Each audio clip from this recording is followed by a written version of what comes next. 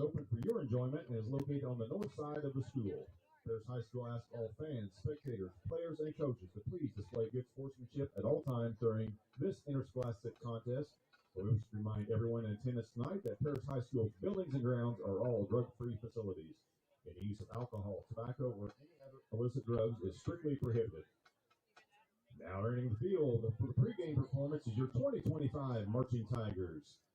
Joining the march tonight are members of the Mayo and Crestwood bands. The Marching Tigers are under the direction of Dr. Kevin Pruitt, Assistant Director Jessica Hendrickson, Color Guard Instructors Zach and Haley Cassad, Percussion Technicians Jonathan Morin, Choreographer Carly Tessero. The Mayo Band is directed by Christina Farley Wilkie, and the Crestwood Band is directed by Amy Ripperdon. This time we ask you all please rise or remove your caps as the Marching Tigers, under the direction of drum majors Elizabeth Alexander and Adeline Trapp, honor our country with the playing of our national anthem.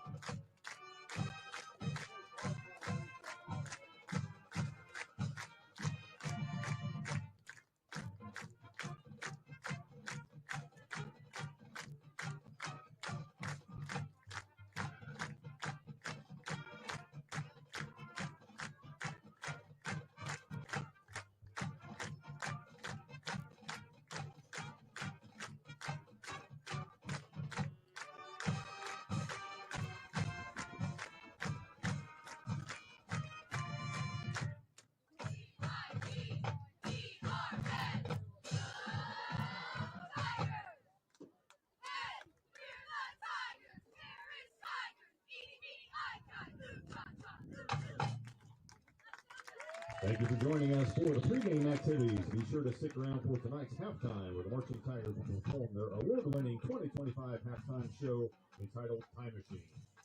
Marching Tigers would like to invite you all to come out to their 4th annual mattress sale on Sunday, October 5th. It's a great opportunity to support this great group of young men and women and pick yourself up a new mattress or bed.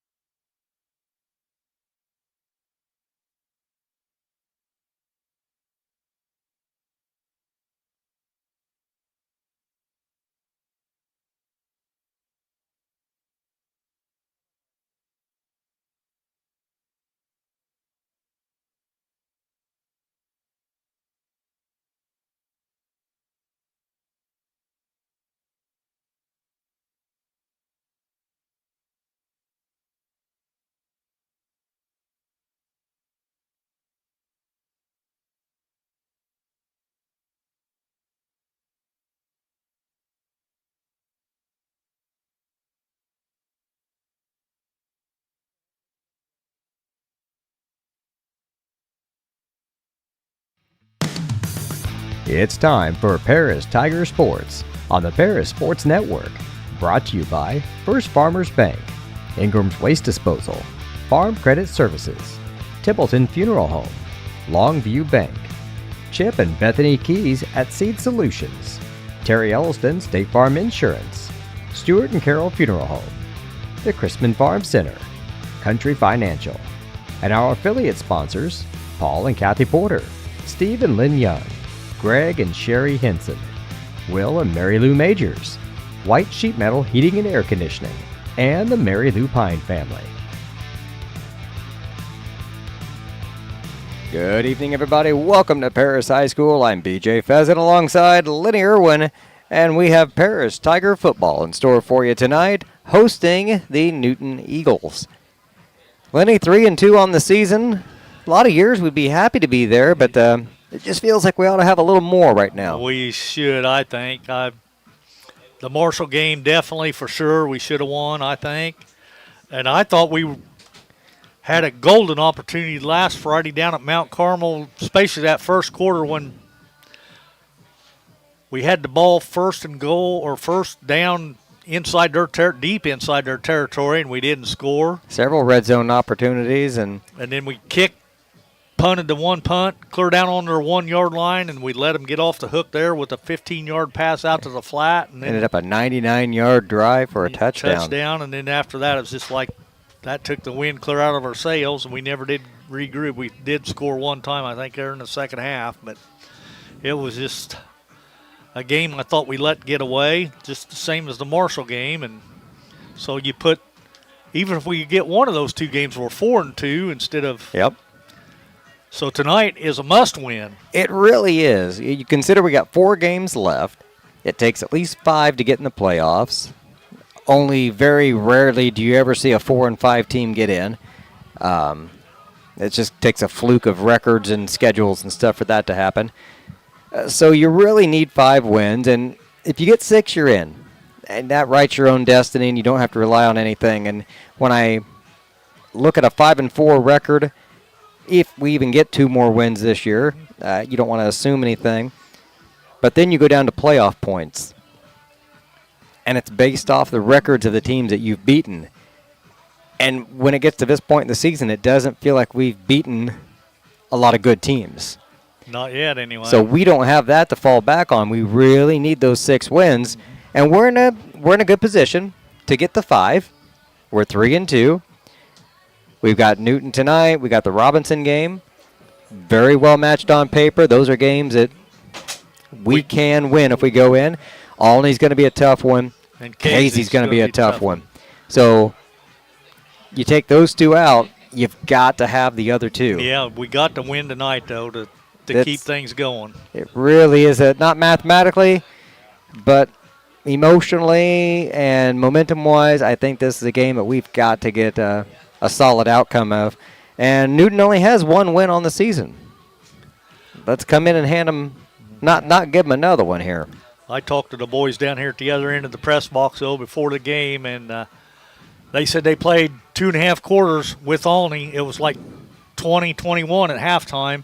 Yeah. They were right there with Olney the first half, but then it said they scored 3 touchdowns within like 59 seconds in the second half. So, wow.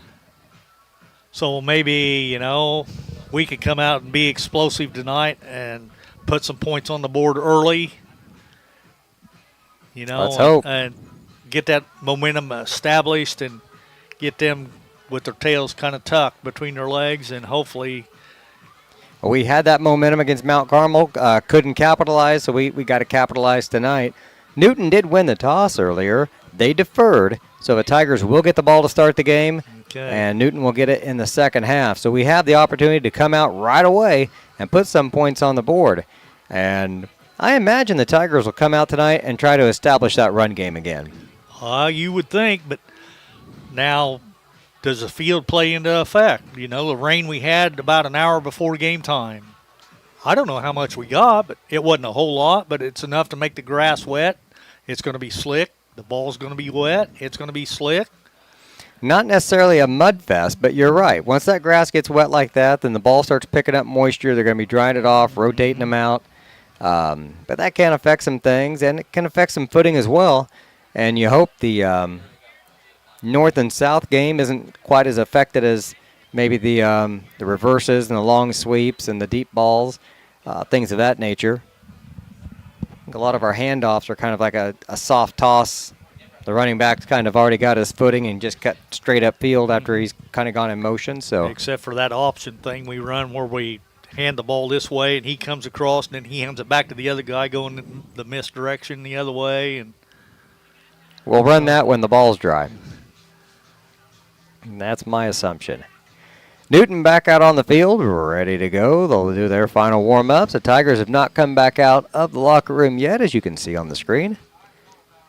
Lenny, we've been on YouTube for a few years now, and I still forget that people can see. Yeah, that's true. Well, we've done it so many years on the radio where you had to paint a picture. You had to give the uniform descriptions. You just had to do it all because all they had was radio. And if you lived 2 miles out of Paris, you didn't hear it anyway because we were on AM. And so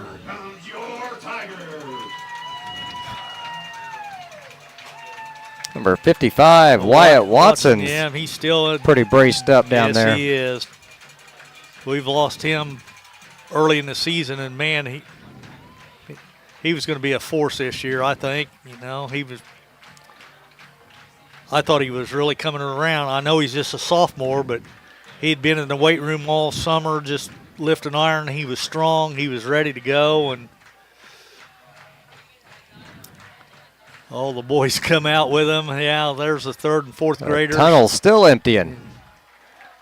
Well, that's a big deal for them to get to do that, though, Oh, collision of midfield. I announced some of those kids' names last night doing the last JFL game for the third and fourth graders. So congrats to all the coaches that helped put that program on. And it takes a lot of time because I know those boys practiced. They only had 3 games, but I know they did a lot of practicing this summer. So and that's the highlight of their year. There it is right there to get to run out on the big field, run through the Tigers. And Coach Claude has camps all during the summer, and a lot of these boys participate in those camps. I know Hallis did. Want to give a shout-out to one of my buddies down in Florida if he's listening tonight, Gary Eskew. He had a birthday today, so happy birthday, Gary.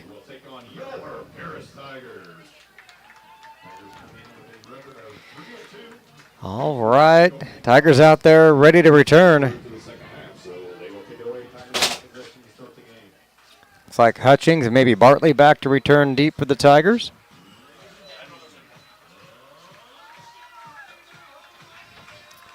Looks like the boys are supporting a lot of the pink tonight. I think this is Cancer Awareness Month. Yep. So a lot of the girls got pink ribbons in their hair. So. And Newton is ready to kick off. We're ready to get underway. Week 6 of the Little Illini Conference ready to get underway.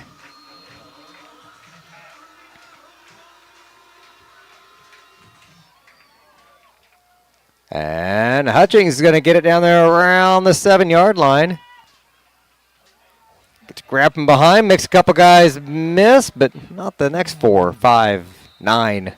They were definitely swallowed him up.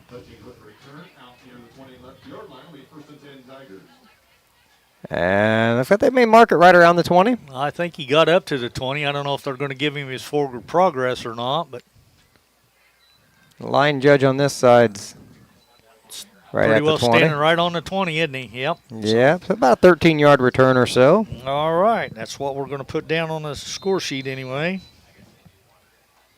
That makes me sound official, Lenny. You are official. I am now. And I think that might be Blair right up the middle. Yep. Eli plunges ahead for a few. Give him about 2 yards. And look at that 2nd and 8. Well, like you said, we're probably going to establish a ground game, or at least try to. So. And got an official timeout. They didn't stop the play clock, though. Yeah, they did it 13 now. Something laying out here on the field. One of the Newton players, they have those armbands that's got the, I think one of the officials lost something, though. Could have. He just stuck it in his pocket there, so.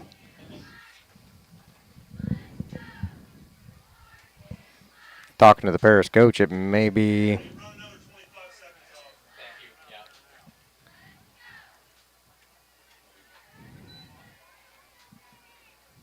I'm not going to pretend to know right now.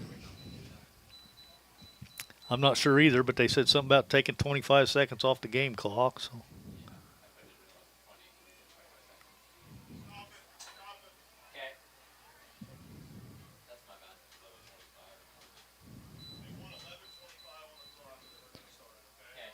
Okay, they're going to change the game clock to 11 minutes and 25 seconds. And now we're ready for 2nd and 8. Handoff right up the middle. Got a big hole. A lot of room. One man to get by. First down for the Tigers and a whole lot more down to the 40. Breaks another tackle. Man possessed down to the 15-yard line. Carter Krippus. Offensive line of the Tigers did a great job. Opened up a big hole in the left side. Once Carter got in the open field, he earned the rest of that on his own. Where are we at? We're on 18? Yeah, they got it to 20. That's where we started at, was on the 22. Yeah, it's down to the 18, so.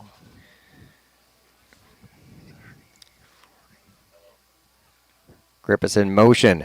He's the deep set back. Coach calls the play. Krippus again. Feels his way through the middle. The line with a push. Going to pick up about 5.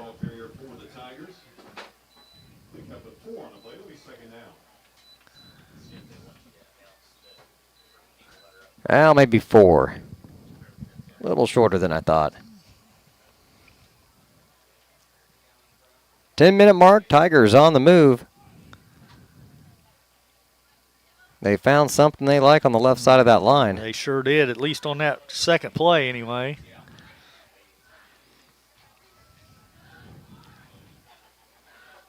Back to the wing tee again. Rogers under center, sends a man in motion. Gives the inside hand off to Rogers. Speed. Oh, he almost made it. Just shy.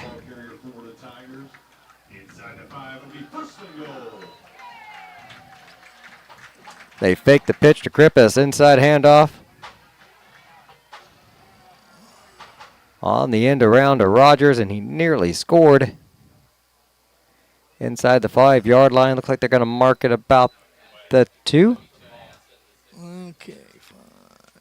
So 1st and goal from the 2-yard line. And we've got a touchdown. Krippus in there.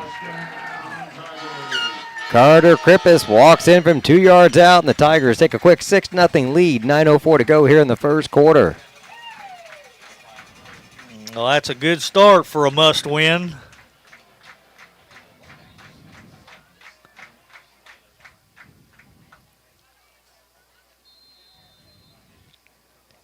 Lighted up for the extra point attempt. High snap. They get it down. The kick, though, pulled way left. Off. Yep. Not even close.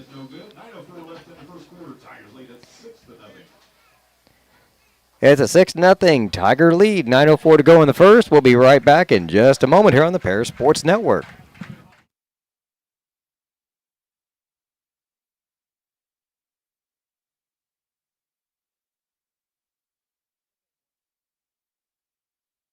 With 2 convenient locations in Paris and Kansas, Templeton Funeral Home is always there providing the care and service you and your loved ones deserve.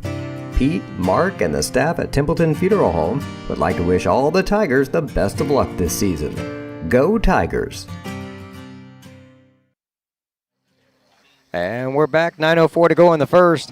If you've been out here to watch the Tigers play this year, you've seen the cheerleaders doing their push-ups. They got some help from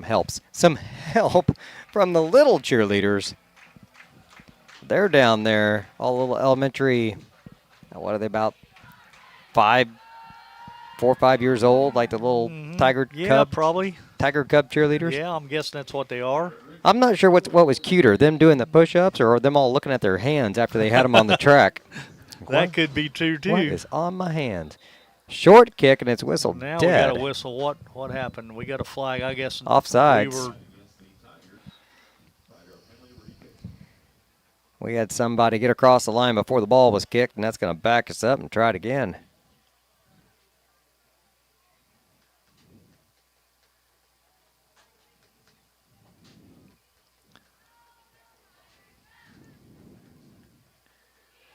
You don't see that very often, though. No, you don't. So that'll back us up 5 yards. Rigdon Rees teased the ball. Everybody was a little anxious after we got that score, so. Now it's a line drive kick. Takes a good It's Tiger touch, bounce it's out of live. bounds. Oh. Got out of bounds before we could get on top of it. Bradford put a shot on their intended receiver, too, after he fumbled it. He tried to pull up a little bit. At least he didn't, level him. But since he touched it, no penalty for going out of bounds. It'll just be their ball here at the 32.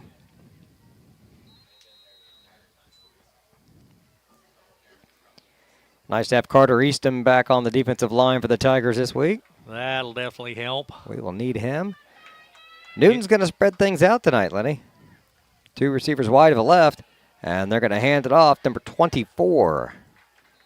That's Quincy Fulton. He's listed as a wide receiver and a defensive end. And he's lined up at tailback on that play. And you only got a yard. Yeah, 2nd and 9.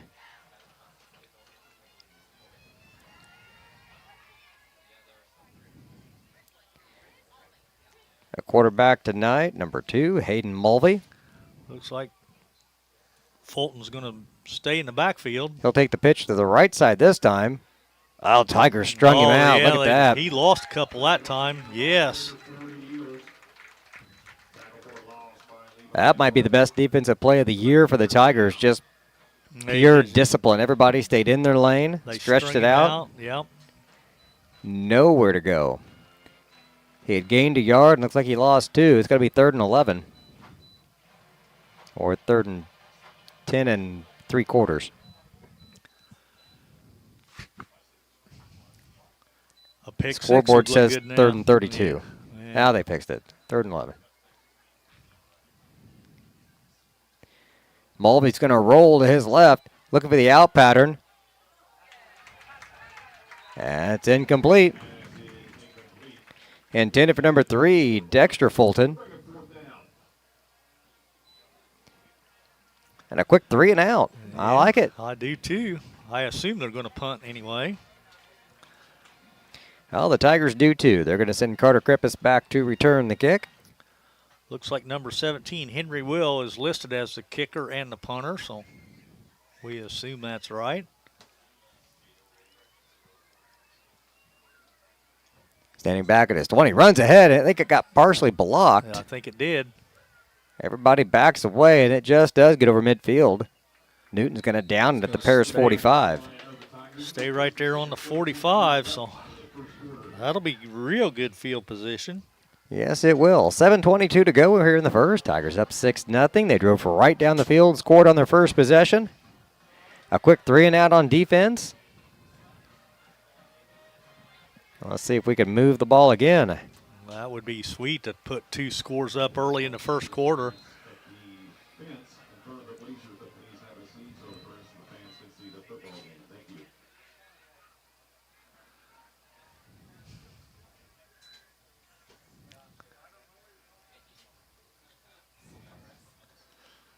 All the moms and dads are wanting to take pictures of the little cheerleaders Yep. down there. And Dawson again, another 8-9 yards.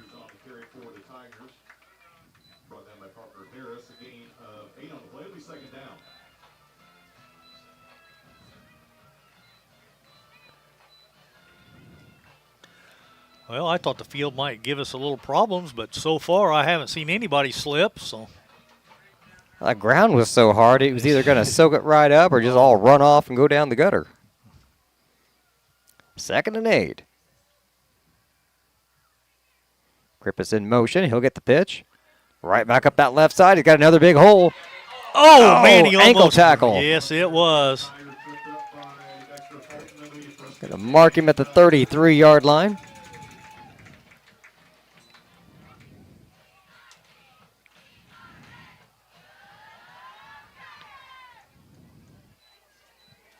I was getting all excited that time, Lenny. Thought he was going to break another one. He just about did. Like you said, a shoestring tackle saved the touchdown.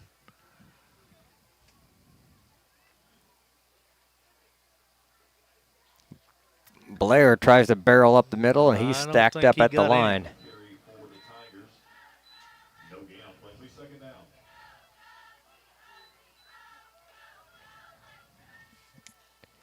How to bring up 2nd and 10 with the ball on the Newton 27-yard line. 5:55 to go here in the first.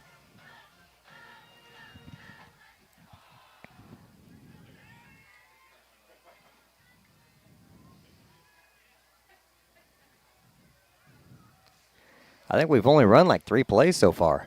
Not too many. Oh, same thing, other direction. This time Dawson's going to break it to the outside. He's got a first down, and it's coming back. It's coming back, yep. This back official, I'm assuming, seen a hold.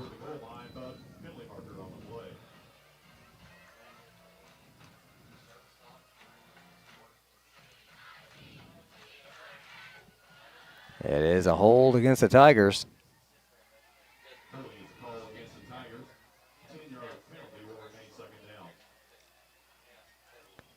Well, that's a bummer. Yes, it is. Stays 2nd down from the spot of the foul, so we don't get the full 10, but it'll push us back to... It'll be 2nd and 17 now. Yeah, back at the 34.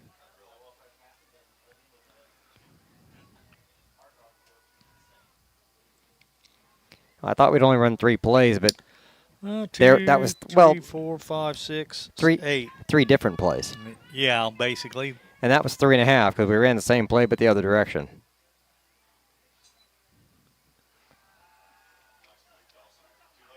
Oh, deep in the end zone. He's touchdown. Touchdown. Took a while for the sign. I didn't want to get too excited.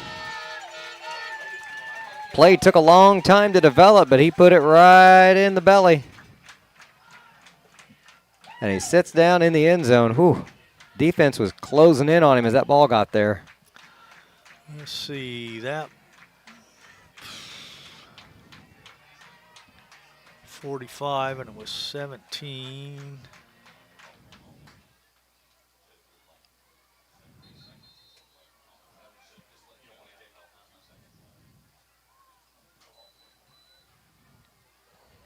There we go. We had a stoppage to reset the game clock.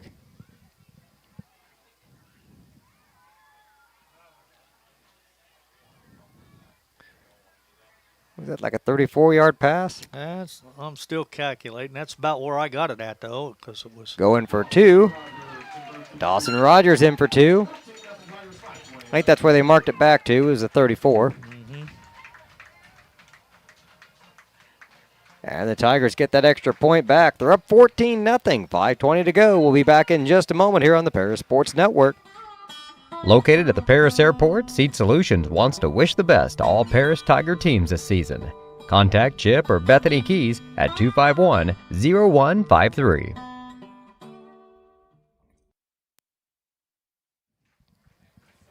$14-0, Tigers on top. 5:20 to go here in the first quarter. So far, exactly what we've wanted to see. Offense moving the ball, quick 3 and out on defense. Now we just got to keep it up. Keep it up, yeah. Keep the gas down.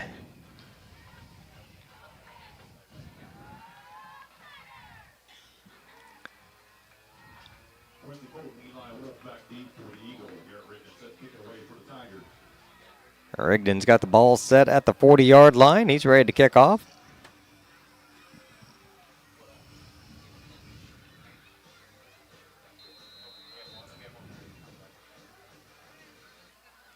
There's a low squib kick.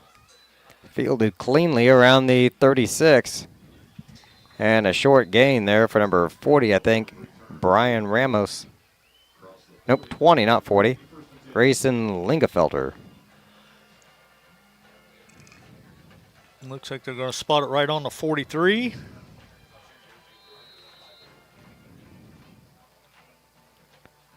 Still some decent field position here for Newton. Yes, it is. Better than their last time. Again, they'll come out in the shotgun. Different back in the backfield with him, though. It's not Fulton this time. He's spread out wide. He's one of the three receivers to the right side. Mulvey keeps it. Fires outside. Got the out pattern complete. Picks up about 7 or 8 yards.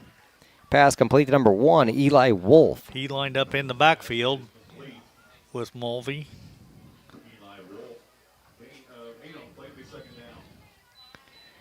Ball spotted just shy of the 50-yard line. That'd be 7 then, if my math is right. I trust your math. 2nd and 3. Ball on the 50-yard line. 3 receivers wide of a left, and they're going to send a 4th out there. Mulvey keeps it, scrambles for the first down.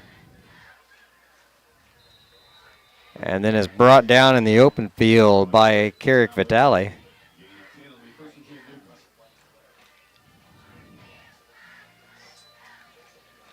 5, 10, 14 yards on the play for Mulvey, and that hurt us last week. Yes, it did. We had trouble stopping their quarterback when he ran the ball.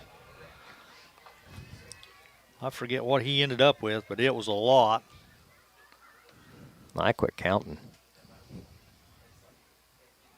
Rolling out to his left this time. Got some pressure on him. Gets the pass away. It's complete. Oh, it's complete. Fulton with a nice catch there. Another first down to the 26-yard line.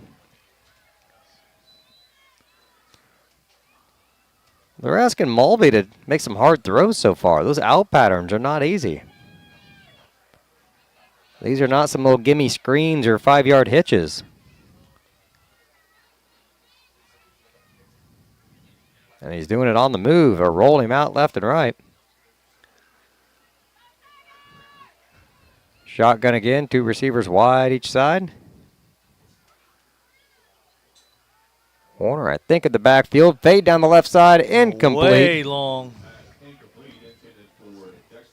He was looking for Dexter Fulton down there, and it wasn't anywhere close. I think he rushed that throw a little bit, and he had time yet.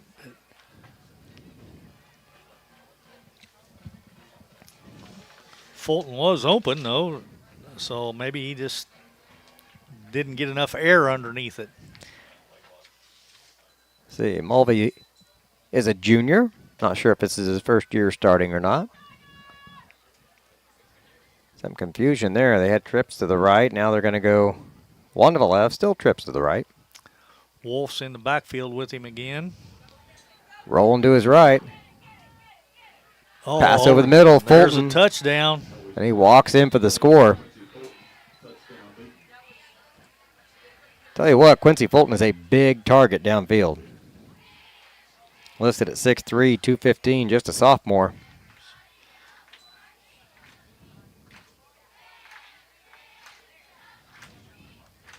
That'll make it 14-6 with 3:48 on the clock. Yeah, and we're still in the first quarter. Yep. We've had a lot of scoring so far tonight. Good snap. The hold is up. No good. That'll make it 14-6, 3:48 to go in the first. We'll be back in just a moment on the Paris Sports Network. Stewart and Carroll Funeral Home is dedicated to providing compassionate and individual attention to every family they serve, sincerely caring for your family's needs. Stewart and Carroll Funeral Home proudly supports Paris Tiger Athletics.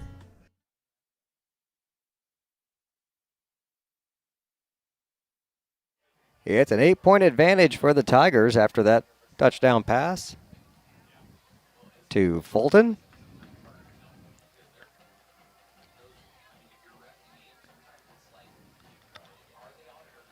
And now the Tigers will head back on offense. Sending Hutchins and Bartley back to return.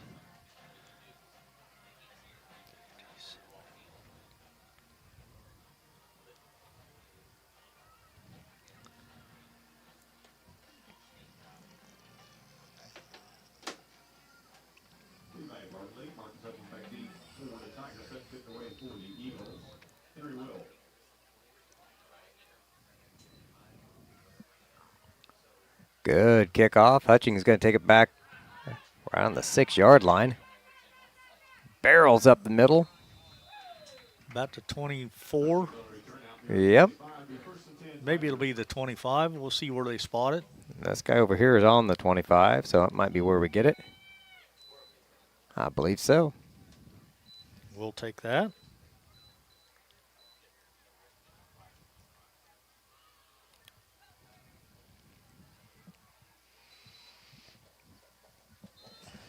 Under 4 minutes to go in the first. Tigers a perfect 2 for 2 so far on offense. Drives to touchdowns. Let's make it 3 for 3 here. Wing T formation again. Carter in motion. He gets the ball, and he'll pick up about 5 or 6. Good carrier there by Krippus.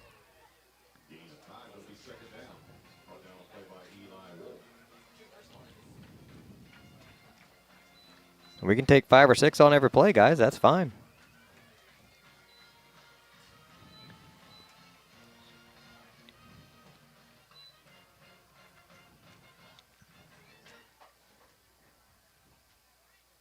I think they'll give him officially 6 on the scoreboard. 2nd and 4.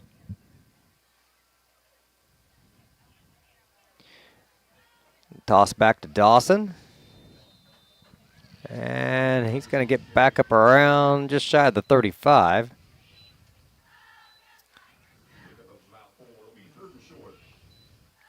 Very short 3rd down here.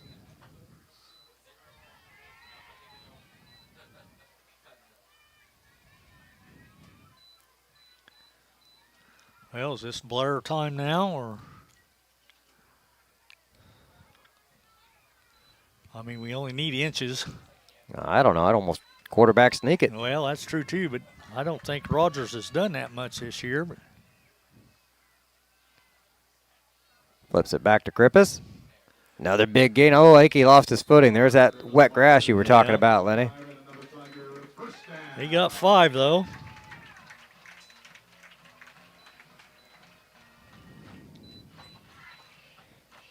First down for the Tigers. Ball out to the 41-yard line.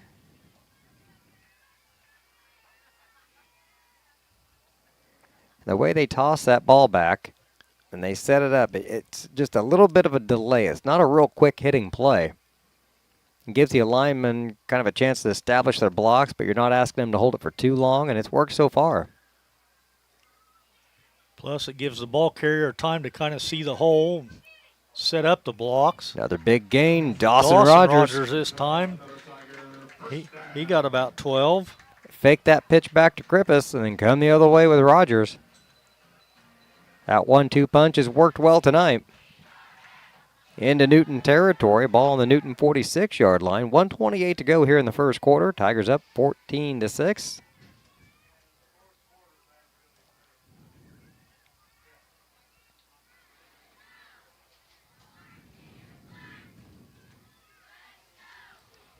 Down to 9 on the play clock. Tigers hustle up to the line. Down to 5.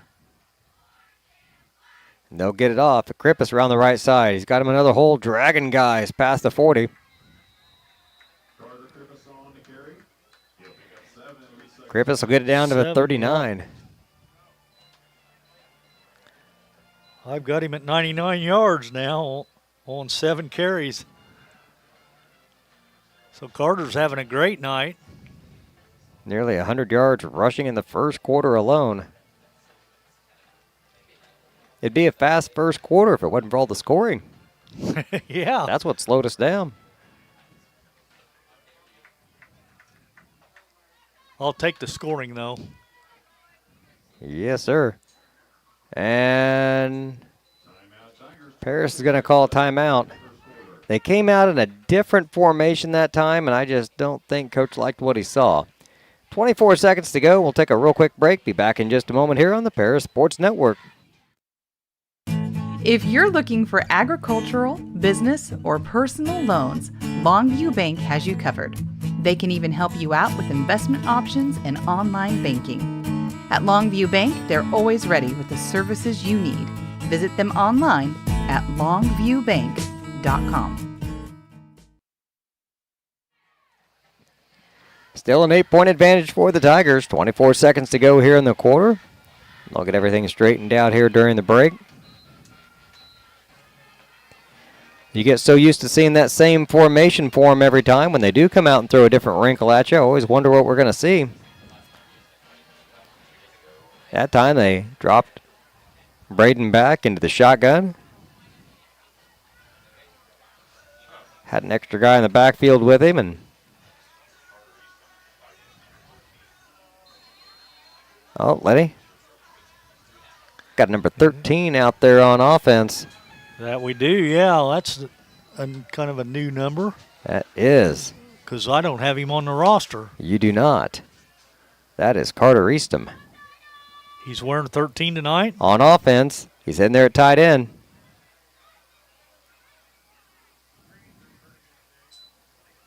Pitch again to Krippus on the right side. He's got him a couple blocks. He's got the first down.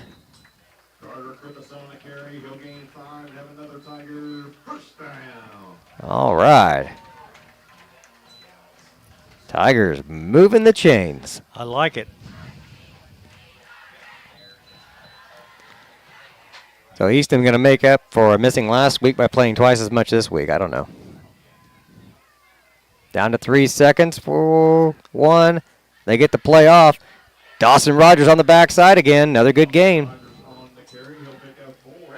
He'll get down to the 30-yard line.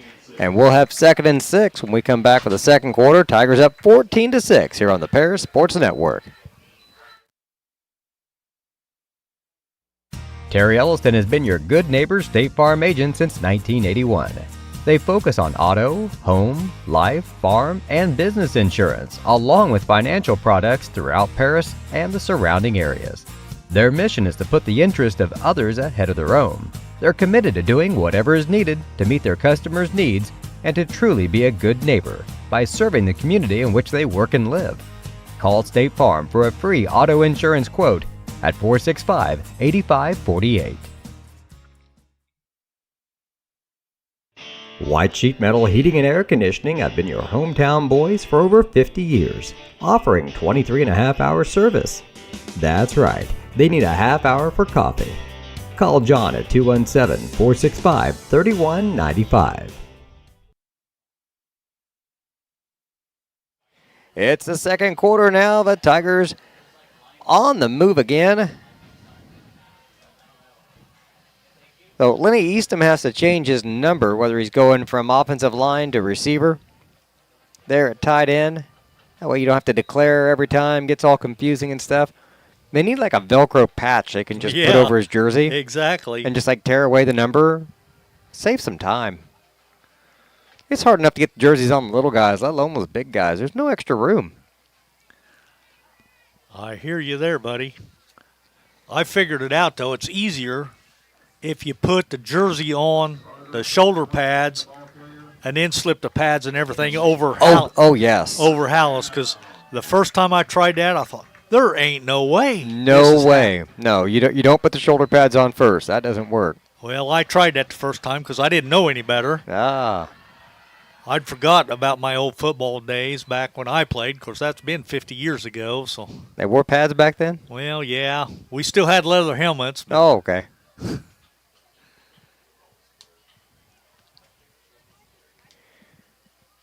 First down for the Tigers after Dawson scurries down the field. They're going to flip it to him again, this time right back up the middle. Another big hole, following blocks downfield. Okay, Lenny, who is he following down there? Number 70. 70-something anyway. I think that was Drake East. I think you're right. He tucked in behind Drake East, and he's like 10 yards downfield, just running over those poor little We got a defensive backs. Newton player down, too. He got just inside the 10 or maybe right on the 10, so.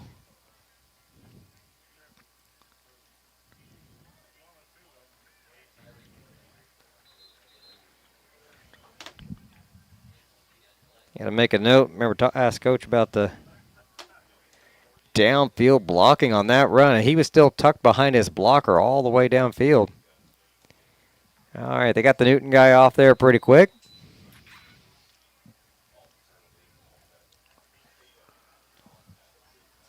Might have been number 88, I think, Owen Ulm. First and goal on the 10. Flip it back to Krippus off the right side. He's got some daylight. And I think he's just out of bounds. Well, they're going to put it down about the 1, though, so he got 9. Yep.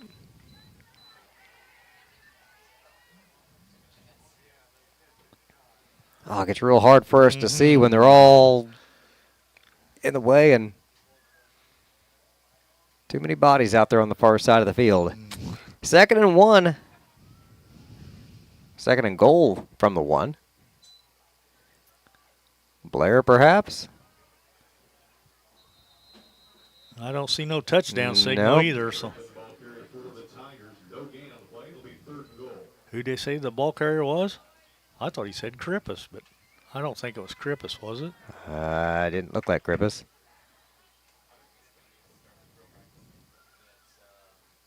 Rigdon, perhaps? Garrett's out there. Maybe it was. Yeah, I think it was Rigdon that time. He lined up at the right wing. No, the fullback. Rigdon's at fullback, so yeah, it was Rigdon. Krippus in motion. And we're in for the score. Carter Krippus scores his 2nd touchdown of the day from 1 yard out. And the Tigers go up 20-6.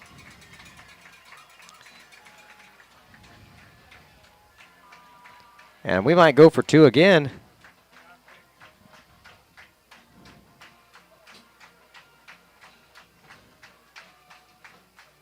They're already missing an extra point.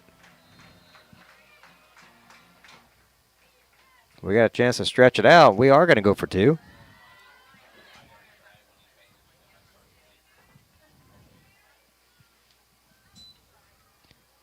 The pass floats it over the middle, intended for Eastham. Batted away, had a lot of coverage on him that time. The score stays 20-6, 9:58 to go in the 2nd. We'll be back in just a moment here on the Paris Sports Network. Farming is more than an occupation, it's a way of life. So when you want to protect your farm, it goes a lot deeper than protecting your crops, buildings, and machinery. You can't trust your farm protection to just anyone. You want an insurance company with decades of experience like Country Financial. We may have insured your parents' farm, or even your grandparents' farm. So let us put 80 years of experience to use for you. Find out more about achieving financial security and farm insurance from your Edgar County financial representatives, Dan Phipps, Mark Gladding, and Jim Blue. More points on the board for the Tigers. 20-6 the score. Now, Lenny, I'm glad we got the offense going, but we got to find an answer for that passing game after that last drive. That we do. Defense is definitely going to have to stiffen up a little.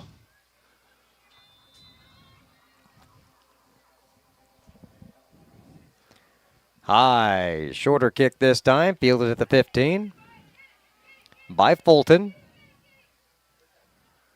He's a big runner, but hasn't shown a whole lot of speed yet. Gets out past the 35 to about the 36-yard line.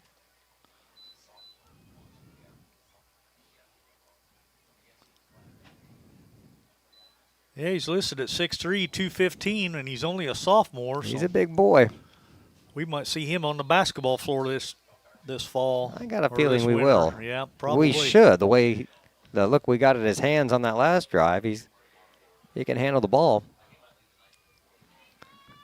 Down to 14 seconds on the play clock. 1st and 10 from the 37. 3 receivers wide to the right. Now they're going to send 4 over there with the man in motion. Swing pass. Picked off. Hutchings with the interception. Gets by him down the sideline. And he's in for the score. Yes. Pick 6 for the Tigers. That was Marcus, though, right? Marcus Hutchings, yeah.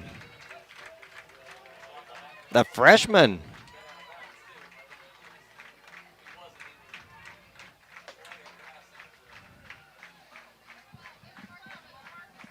Oh, that's one I want to go back and watch again tonight, Lenny. I'm sure on YouTube we got a real good view of that one.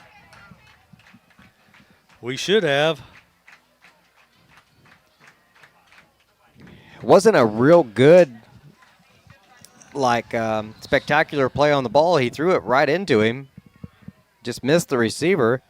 Might have surprised Marcus a little bit. But he held on to it and made a great run down the sideline. Now the 2-point conversion rolling out to the right. Flags are flying. Braden is sacked in the backfield. Passing game is struggling tonight. All right, so the penalty is against the Tigers with an illegal shift. They will decline it. 26-6, Tigers are up. 9:37 to go in the second. We'll be back in just a little bit on the Paris Sports Network. Make plans to attend Lake Ridge Christian Church this Sunday, either for their traditional service at 8 a.m. or their contemporary service at 10:30 for everyone at Lake Ridge. There's something for everyone at Lake Ridge, from infants. Visit their website at lakeridgechurch.org or find them on Facebook to watch their service each Sunday morning at 10:30.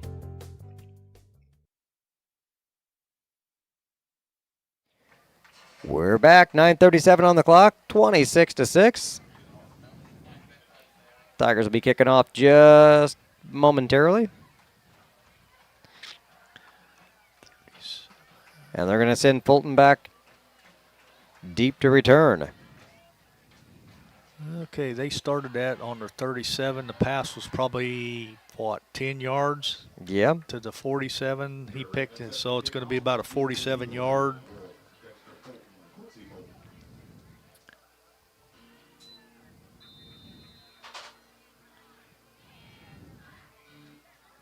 High kick.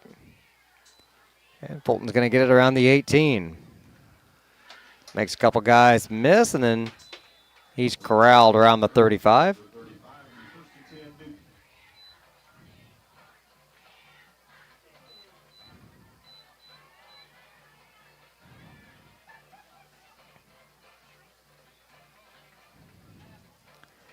First and 10 for the Eagles now at their own 35-yard line. 9:31 to go in the first half. Tigers up by 20 now, 26-6.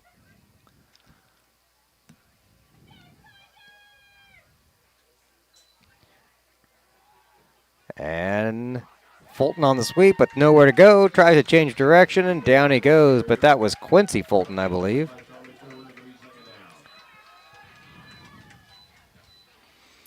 Number 24, Quincy Fulton. He's just a sophomore, too.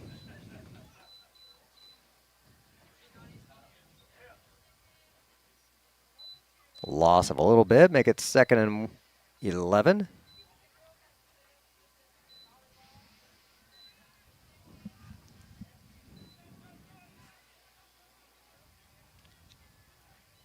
Three receivers to the right.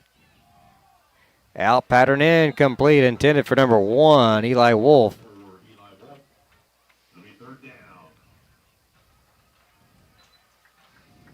Now a big 3rd and 11.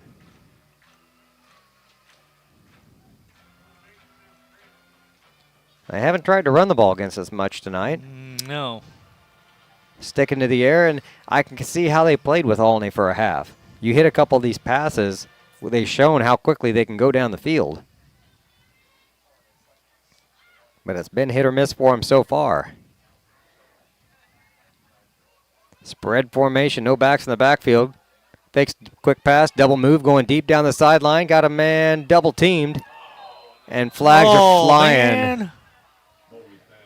Pass interference is going to be on the call there. I don't get that because our guy's got the same right to the ball.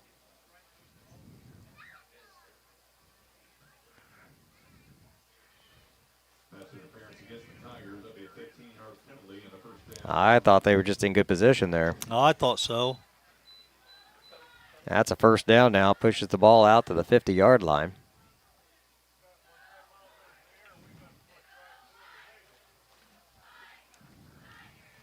I agree with whoever's down here in this fan.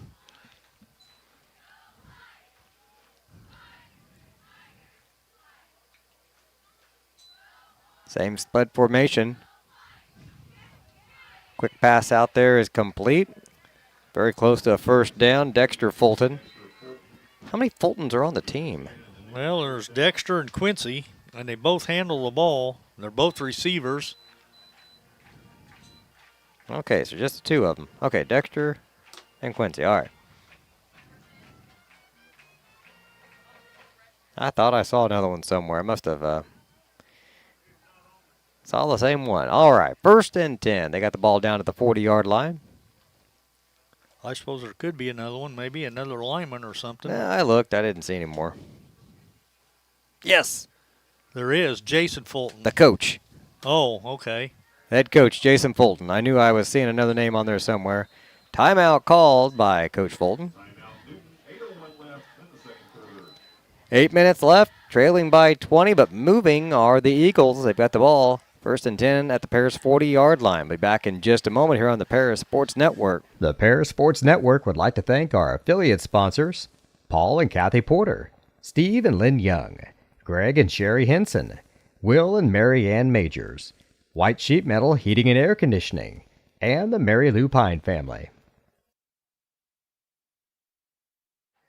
And we're back. Okay, Lenny, we got a second here. Can I tell you a story about Coach Fulton? Yeah. All right. Years ago, when I was in high school, I think I might have been a freshman at the time. He was a running back for the Newton Eagles. Okay. Coach Fulton was. Okay. He's a big boy. And for the scout team, we didn't necessarily have anyone his size, so they actually dressed up one of the coaches. He came out to practice that day and had Mason Fulton written on his shirt. And they beat the coach up that day. Just to give him somebody to beat up on. As big as Jason Fulton was. I think we still lost to him. But fun little story I think of every time I see Coach Fulton. Yeah, it is, yeah. Incomplete pass on the outside there. Intended for Dexter Fulton. Brings up 2nd and 10. 7:57 on the clock. Well, I'd like to stop him here, and that would be nice. You hate to let a team score and get the ball right back, you know, in the second half. So let's stop him here. Let's run some time off the clock. Maybe put another score on right Absolutely. before the half. Yeah. Fade down the left he's going side. Deep again. I think he caught that. I think he did. Quincy Fulton. He's got some good hands. He's a big target down there. 5, 10, he was 15, double teamed. 20, 25. He just wrestled 29. that ball away.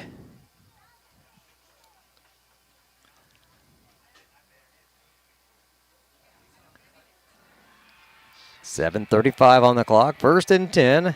It's at the 11. They can still get a first down. Two receivers to the left. Fulton going to the left now. Trips over there. Rolling out to his right. Got some pressure on him. Easton can't quite get to him. Oh, that's going to be picked. That's going to be. Oh, man, the receiver almost come back in and made that catch. He had to rip it away. Going to be picked. That was Vitale was back there, man. I thought he had that.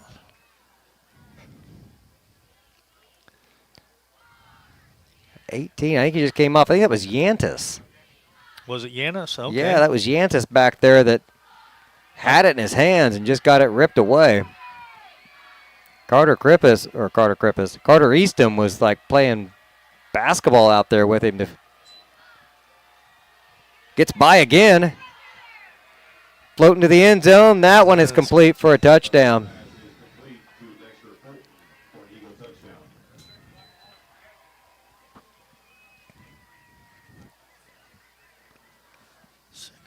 Complete to number 3, was it? Dexter Fulton? Yeah. 26-12 the score, 7:09. And they're going to go for 2.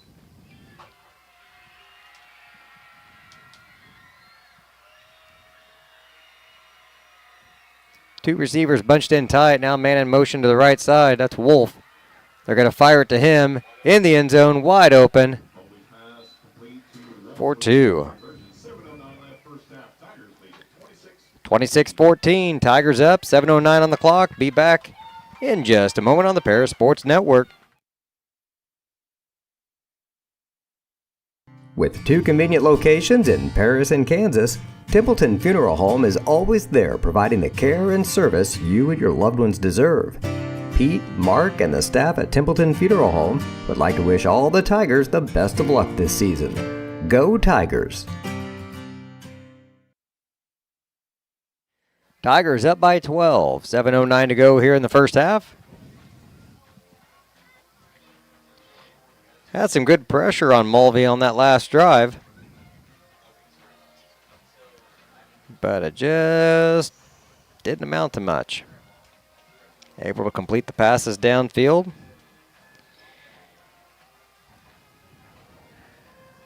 We put a stop to the run game tonight. We got to figure something out for the pass. I'm interested to see his stats at halftime because he's completed some big passes, but he's thrown a lot of incompletions as well. 1 pick six and a couple near interceptions.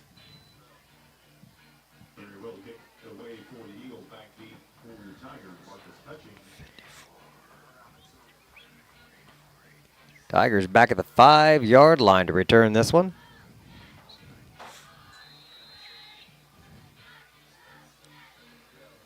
Well, he's been kicking deep, so.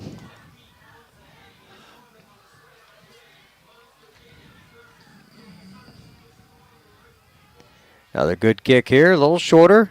Will be fielded at the 10 by Bartley. He's got a hole.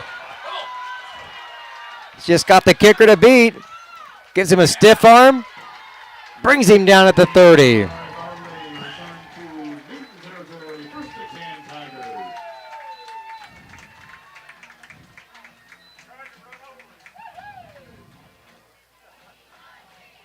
That was a touchdown-saving tackle out there.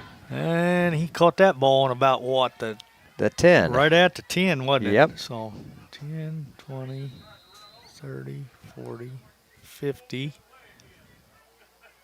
60-yard return. Yes, sir. Great field position for the Tigers. 6:57 to go. They've got a 1st and 10 now at the Newton 30-yard line. Griffith's in motion. They flip it back to him. Not much happening that time.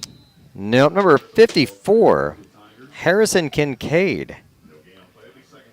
Defensive end. He crashed down, saw the play develop, and then just came behind and that wrapped him up from behind. Before Griffiths ever had a chance to cut up field.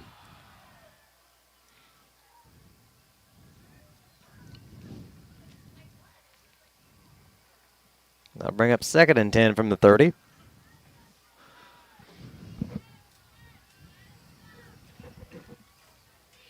Griffiths in motion again. They fake the pitch, inside handoff to Dawson, and he's tied up at the line of scrimmage. Dawson Rogers on the carry.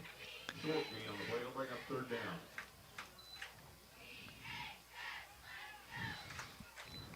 3rd and 9. Not used to that tonight. No, we are not.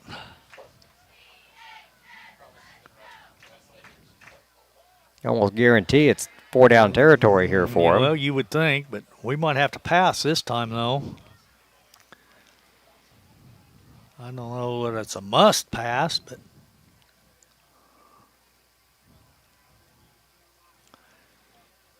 Rogers isn't shotgun this time, though. So Dawson back there with him.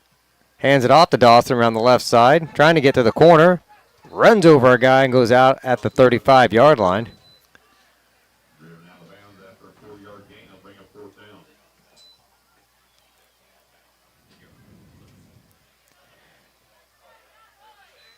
Actually, they're going to mark it just shy of the 35 at the 34-yard line. Well, that'll make a 3-yard gain in. Yeah.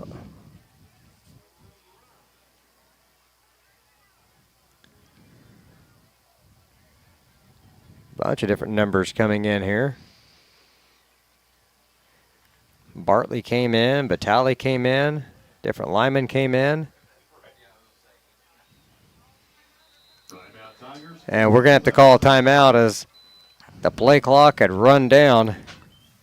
We had guys heading off the field. I'm not sure they knew what everybody was on the same page there. I'm not sure we did either.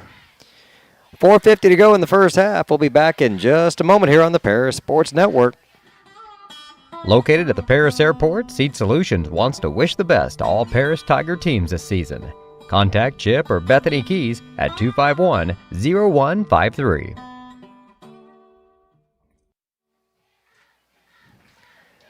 Newton's kind of changed their defense a little bit. They have, Lenny. They've really stepped up on us the last couple times. We've run basically the same 3 plays all night, and maybe they finally caught on. So now our offense has to adjust.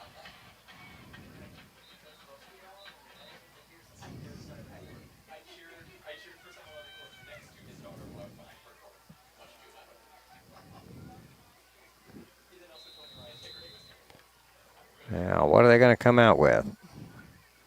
Spread everything out. Looks like who's in the backfield? 20-something. Bartley's in the backfield. Bartley's in the okay. 2 receivers wide each side. Bartley in motion out to the right. Look for the screen to him. And they throw the interception.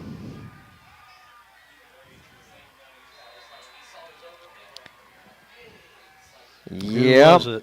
Ian Kessler, number 9, I think, picked that off. Was it 9? Single digit. Yeah, they're high-fiving him on the sideline. Okay. Ian Kessler with the interception. Number 9.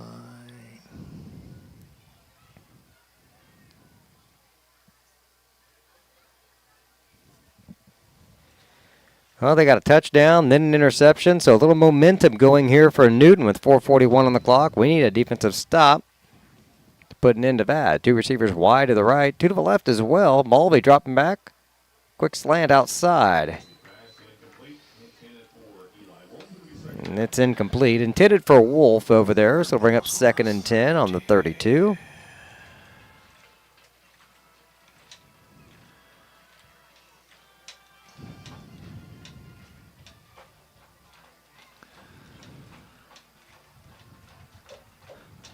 Well, you definitely don't want to let them score before half because they're getting the ball to start the second half. They can eat that deficit up real quick. They sure can. Because it was just 26-6 a few moments ago. Mulvey rolling to his right. Everybody's after him. He just chucks that one up.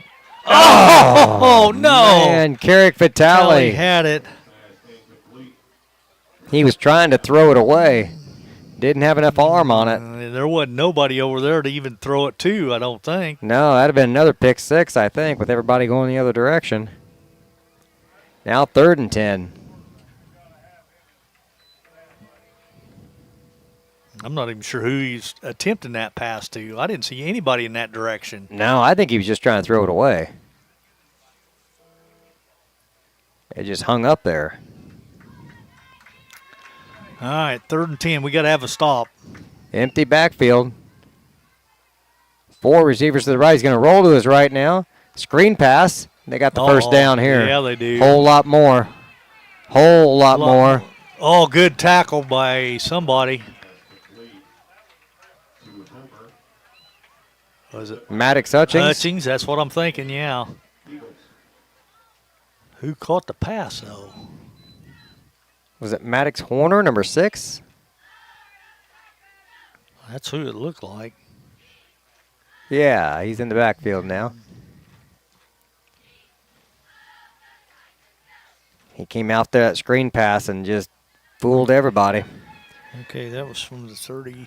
4 minutes to go in the first half. Tigers back on the pass defense this time. Deep fade into the end zone. Incomplete. Overthrew everybody. Stops the clock with 3:45 to go. It'll bring up 2nd and 10 with the ball on the 30. He doesn't mind airing it out.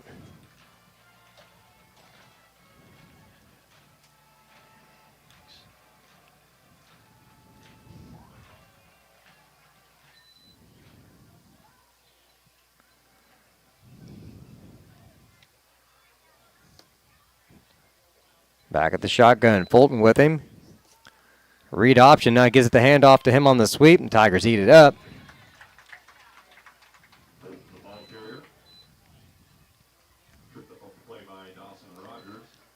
Got a few more yards than I thought he got, though.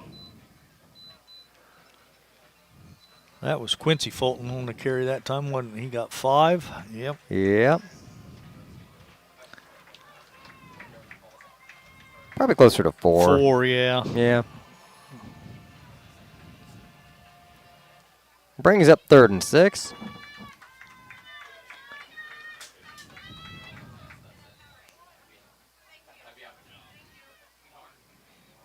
And they're going to run the same thing, but the quarterback's going to keep it this time, and he gets hammered after a short gain.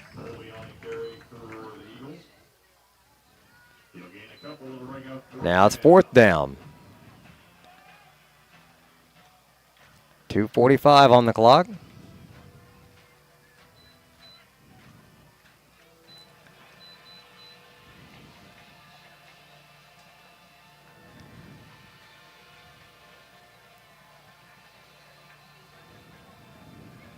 Newton taking their time. They may even call timeout. They're not sure what they want to do on this, I don't think. They're down to 7 seconds on the play clock. And they are going to call timeout. They wanted to get the extra seconds for that added to the timeout there. So they ran that play clock all the way down to 1. 2:15 to go in the first half. We'll be back in just a moment here on the Paris Sports Network. Stewart and Carroll Funeral Home is dedicated to providing compassionate and individual attention to every family they serve, sincerely caring for your family's needs. Stewart and Carroll Funeral Home proudly supports Paris Tiger Athletics.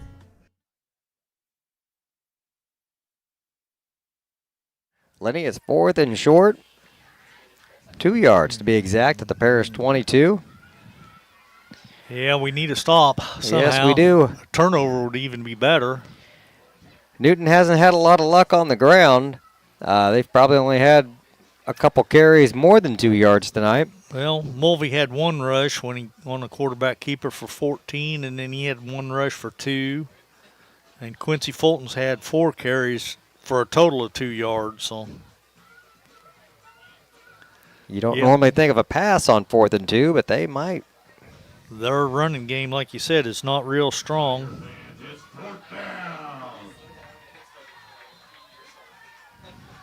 Let's make some noise. Tiger defense getting the fans pumped up here. Out of the shotgun, Fulton in motion to the right. Mulvey drops back the pass. Tigers on him. The pass is complete to Fulton. Doggone it.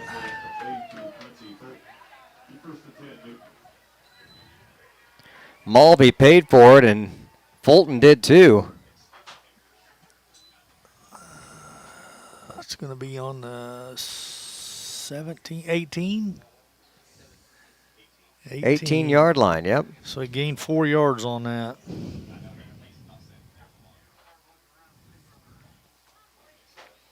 $150 on the clock.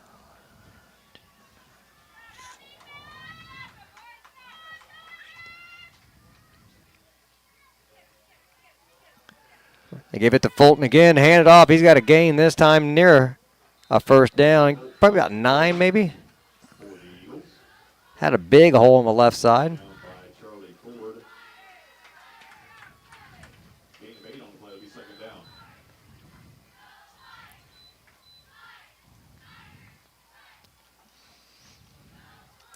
Well, definitely the running game is not their strong suit.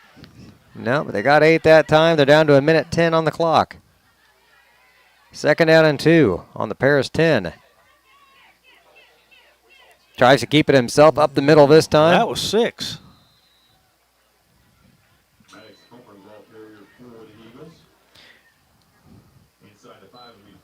Yeah, Maddox Horner. Kind of a wildcat formation that time. Maybe he's been the one running that, and I didn't notice they switched it out when they run that read option. 1st and goal from the 4, 43 seconds on the clock.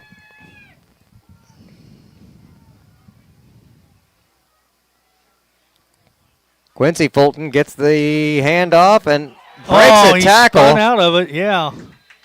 I think they still stopped him short. He's short, but Dawson almost had him for a loss. Yeah, it was a big loss, and now he gets it down to the 1, so he gained 3. Newton's going to call another timeout with 18 seconds on the clock. We'll take another quick one. Be back in just a moment on the Paris Sports Network. Since 1950, Ingram's Waste Disposal has proudly served Edgar and Clark County with residential and commercial trash pickup, commercial compactor services, roll-off service, and mini roll-off services. Stop by at 501 Grandview Street in Paris or call 217-465-3335. Only 18 seconds left to go. 26-14. Tigers up by 12. Well, Lenny, we were talking there during the commercial. The Tigers were up 26-6. We were. And we've only given up 8 points, but we have a potential here to give up another one, and then they get the ball coming out of the half. We could go from being up 20 to being tied or behind here real quick.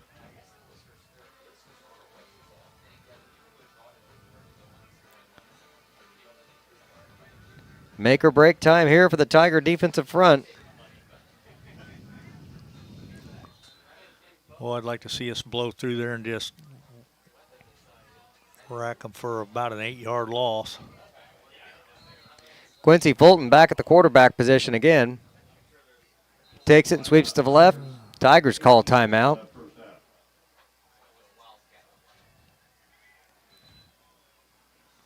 I reckon we'll go ahead and keep it right here because we're going to take another break real quick in just a moment anyhow. Paris wanted to see what they were going to line up with.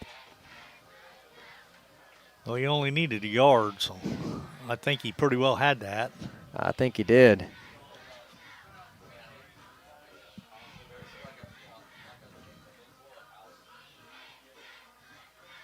They may come right back out and run the same play.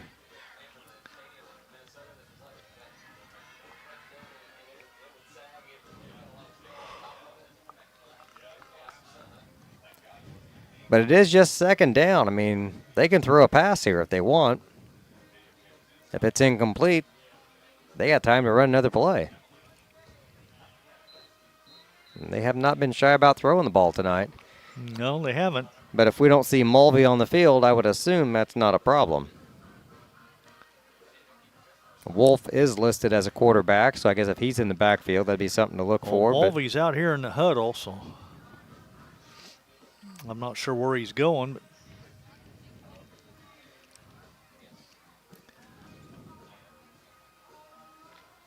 you know, he's coming back out.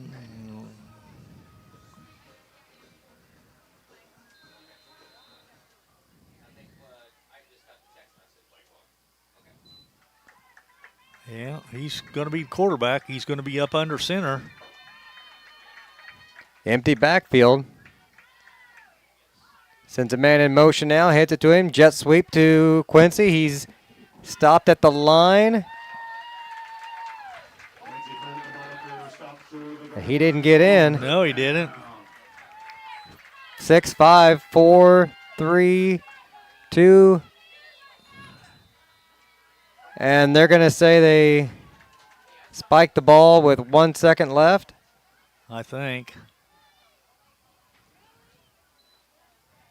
There will be 1 second put back on the clock. But it'll be 4th and goal, Tiger fans. How about that? Got the clock stopped by spiking the ball with 1 second on the clock. That was just good coaching there. The players knew exactly what to do.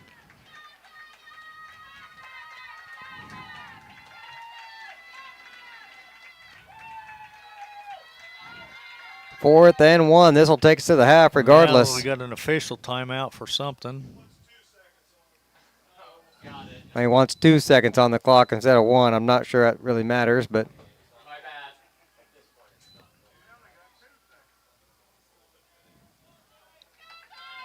Wolf in the backfield. Nope, that's Horner in the backfield. Homer. Homer? Yeah. Oh, I got to read my program. Mulvey, pass into the end zone. Is in for the score.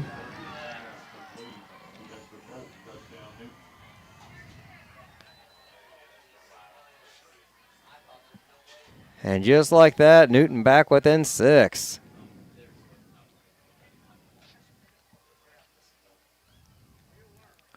You're right, it is Homer. I thought that was an R and an N. I've been calling him the wrong name all night.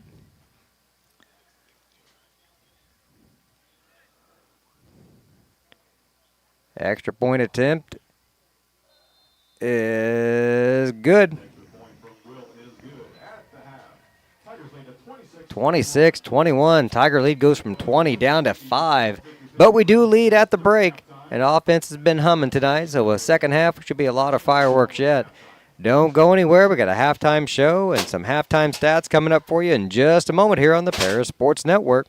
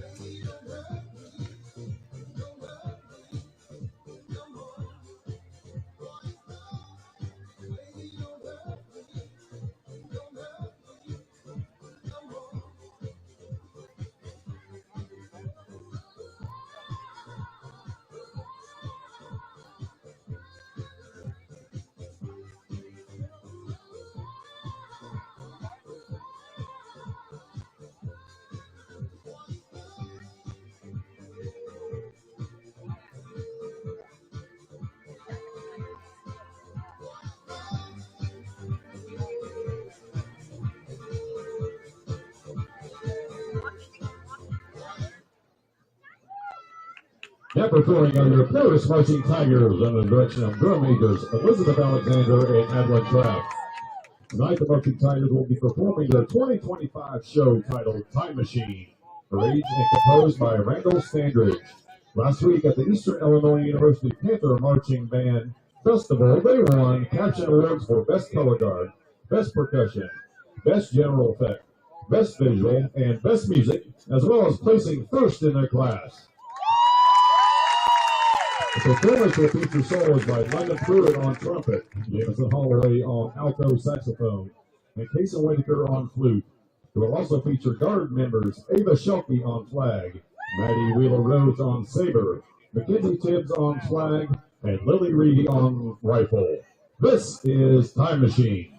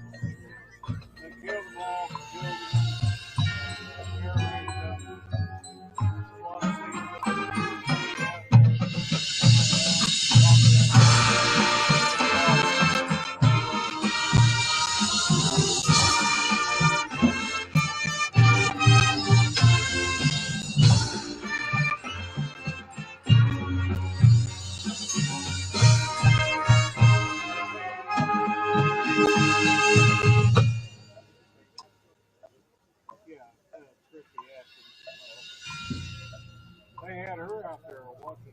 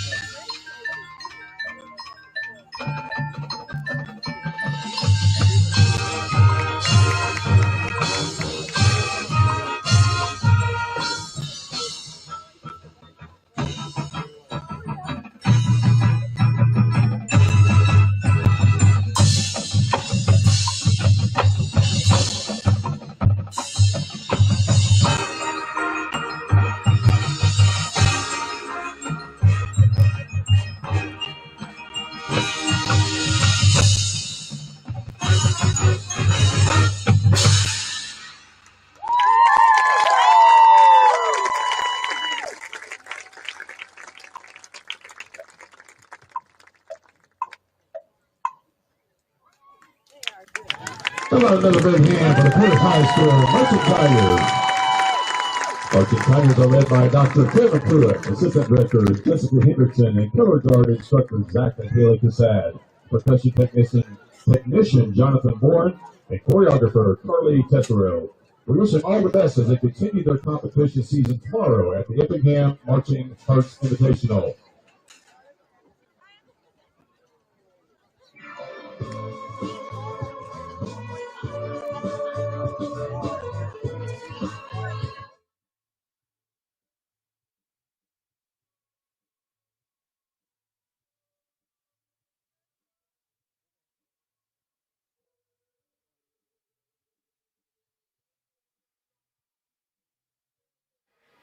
It's halftime here at Paris High School. I'm BJ Pheasant with Lenny Irwin.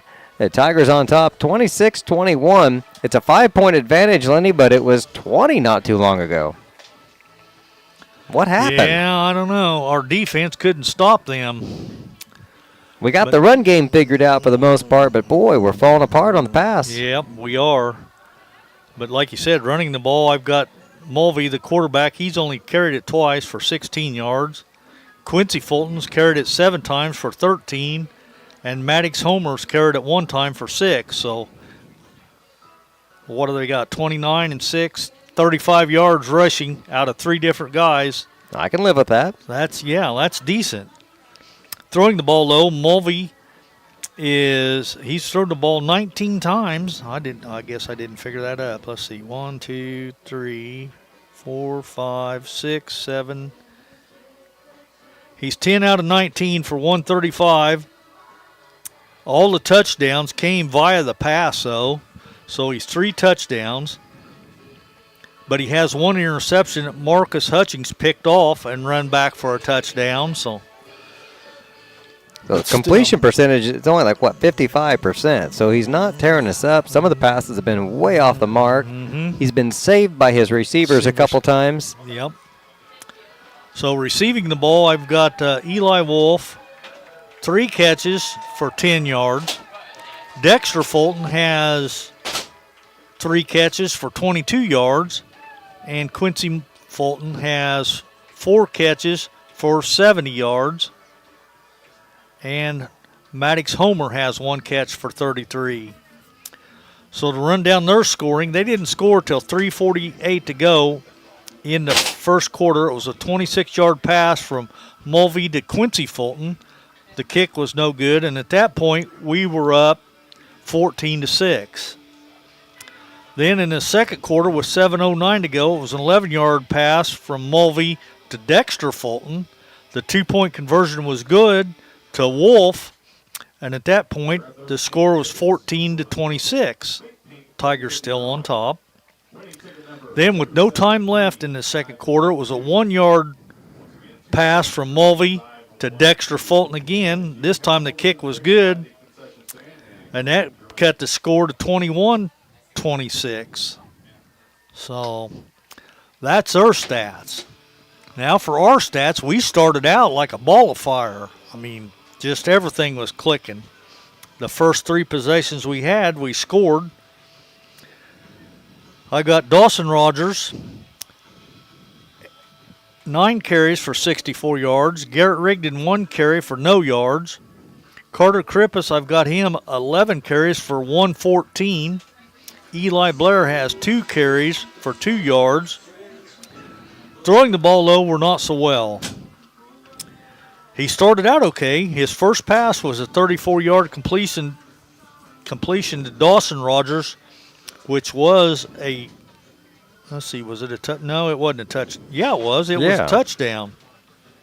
So he's 1 out of 3. The interception was that Ian Kessler picked him off. So he's only 1 out of 3 with 1 interception and 1 touchdown. The 1 reception was to Dawson Rogers for 34 yards and the touchdown. To recap the pair scoring, though, we started in the first quarter with 9:04 to go. Krippus had a 2-yard run. The kick was no good.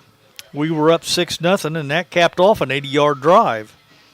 Then at 5:20 to go, still in the first quarter, it was Braden Rogers to Dawson Rogers on the 34-yard pass. The 2-point conversion was good, and we were up 14-0 at that point, and that capped off a 55-yard drive. Then with 10:02 to go in the second quarter, Krippus had a 1-yard run for the touchdown. The 2-point conversion was no good, and we were up 20-6. That capped off a 75-yard drive. Then still in the second quarter, just less than a minute later, 9:37 to go, Marcus Hutchings intercepted Mulvey for the touchdown. The 2-point conversion again was no good, and at that point we were up 26-6, but we've squandered that lead. As far as special teams go, though, I've got Marcus Hutchings, 2 returns on kickoffs for 32 yards, and Levi Bartley has 1 return for 60 yards. So that's pretty much all the stats that I've got other than the penalties. We've been penalized, looks like 3 times for 30 yards, and they haven't, no penalties against them tonight. So that's been a fairly penalty-free game for the most part. For the most part, yeah. I don't think the wet field has played any kind of I don't think so.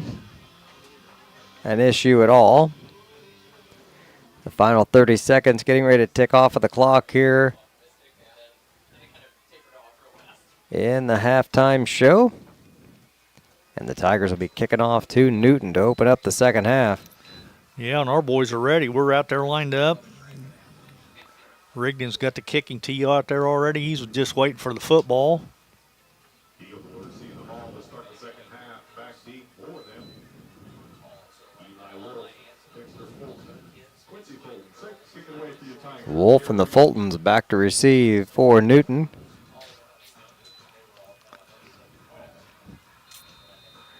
Garrett with the ball at the 40. Here's the kick from Rigdon. High and short. It bounces, picked up by Dexter. And he starts to squirt to the outside, and somebody wraps him up. Looks like he's going to get to the 35, though. It might have been Rigdon on the tackle. I think it was. I think Garrett Rigdon got down there and made the tackle. You don't mess with kickers. Not too much. Garrett's a tough kid, though. He is. He gets down there. He runs the ball. He plays about everywhere. He will kick it off to you and then tackle you. Okay, 1st and 10 for Newton. 3 receivers bunched up to the right, slot to the right as well. Empty backfield for Mulvey. Screen pass out quickly. Fulton with the catch. He's got some real estate on the outside, and they're going to run him out of bounds after picking up the first down. 10-yard gain, another Eagle first down. He takes the screen for 10. 1st and 10, Newton out their own 45.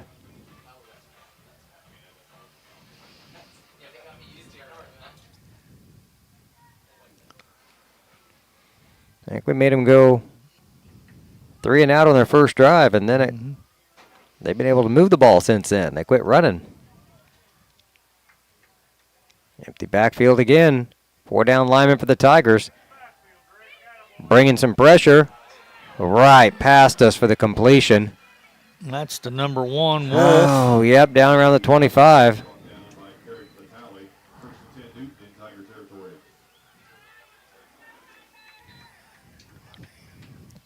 That made our DBs look like they were just flat on their heels that time. Going to mark them out at the 26-yard line.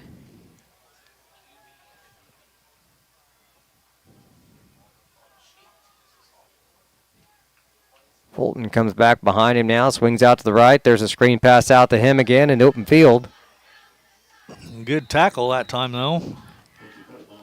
Great tackle there by Dawson Rogers. He fought off the block and made the tackle. Looks like number 23 as well, Levi Bartley. Going to pick up about 3 yards. That's what it looks like to me, yeah. 2nd down and 7 with the ball on the 23-yard line.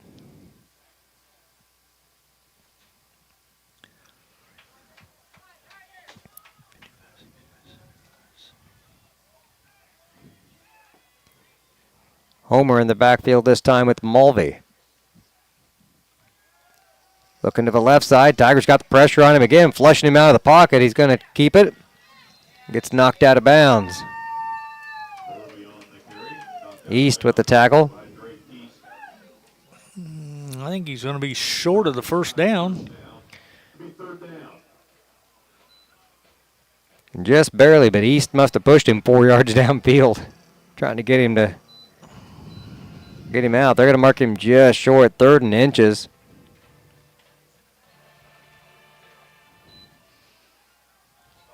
Ball at the 16. They may even measure.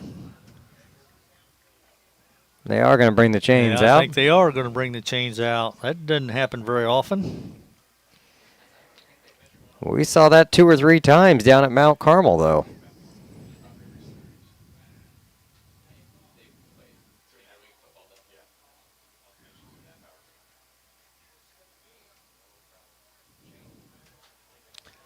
Short by about 6 inches. Farther than I thought.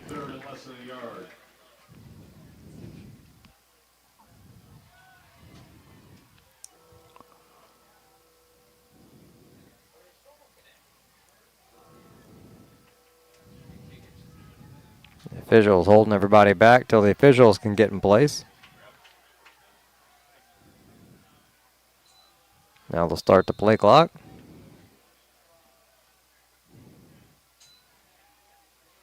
Out of that Wildcat, they give it to Fulton around the end. There's a flag, though, for a hold. That's coming back.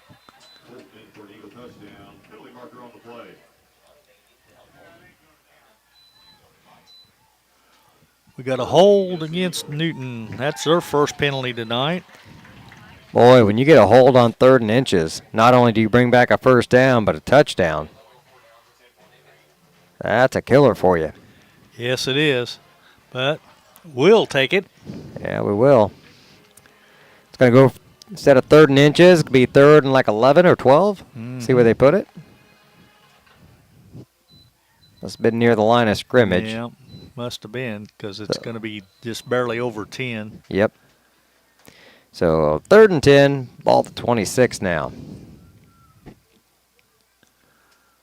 Doesn't mean you can let up. Still 2-down territory for him here.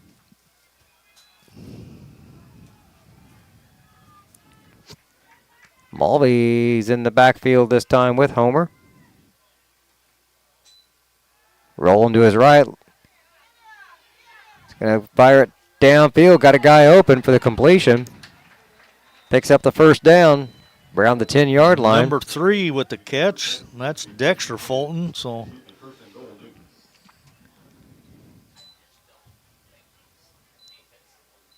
I don't know if we've got an answer in that backfield there. They're going to bring in another DB. East checks out. In comes Kipton Bradford. Tigers going with more of a nickel here. Kipton showing a blitz, though.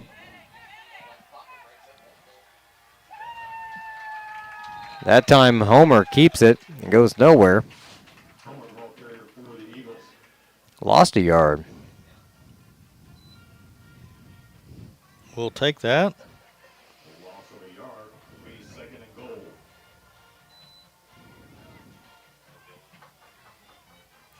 That pushes the ball back to the 10-yard line. So 2nd and goal from just past the 10.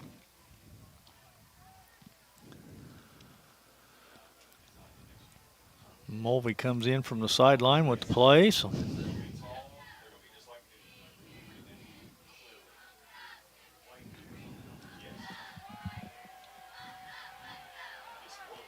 Out of the shotgun again. Mulvey this time. He empties the backfield. Yeah, sends Wolf out to the right. Now brings him in motion. Puts him back in the backfield. Sends Fulton to the right. There's a flag. Illegal shift, I think, is what's going to get called. Too many guys moving, and he just chucks that one away. So.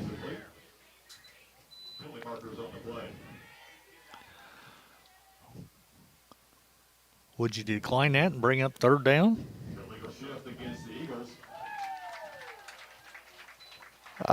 Coach is signaling that. I would think that. Yeah, I mean, I would decline it.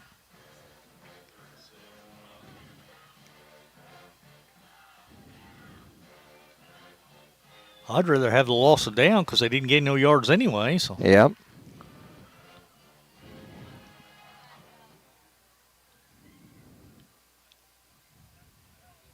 Illegal shift against the Eagles. That penalty is declined. They'll bring up 3rd down. Now brings up 3rd and 10. And was that like a 5-yard penalty or something? So you're looking at 2nd and 15. Yeah. The way they're throwing the ball, I don't want to give them the extra down. That's what I was thinking. I'd decline the penalty, so they did. Fulton in motion to the left this time. Fakes the handoff to Homer, rolling to his right. He's got some time. Batted down, no. Pass is complete. Around the 6-yard line. And looking for his mouthpiece. Eli Wolf took a shot. Yeah, he did.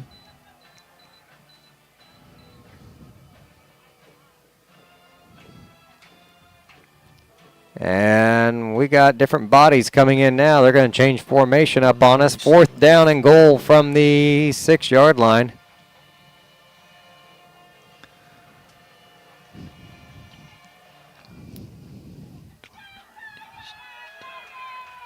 Okay, they're going back to that wildcat formation with Fulton in the backfield. Got a big man with him.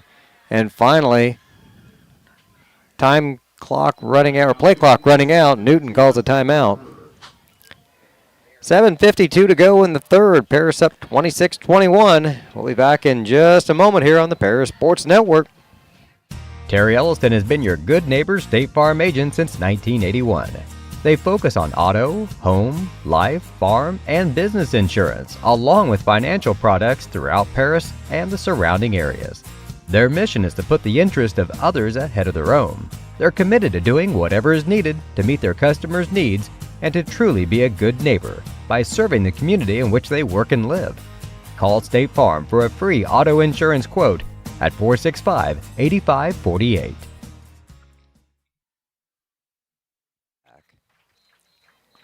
5-point advantage for the Tigers. Newton threatening, though, 4th and goal at the Paris 6-yard line.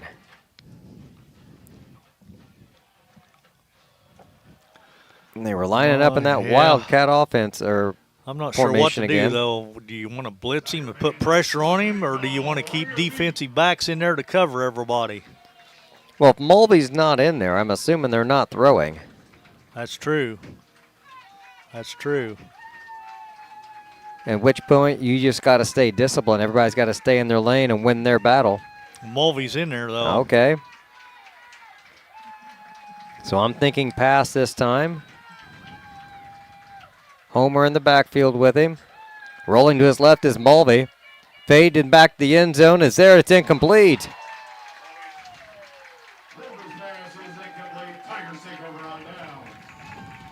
Dexter Fulton on the ground, still got his hands in the air, asking officials where the flag is. Well, I think that was good defense over there. I think it was maybe Maddox Hutchings, maybe. I think if you were going to call interference, it might have. I think I'd have called that one before I did the one earlier that they extended their drive on. Okay, Tigers make the stop. Now they got a long way to go. We got the ball on our own 6. Yep. 7:47 on the clock. This will be our first possession of the third quarter.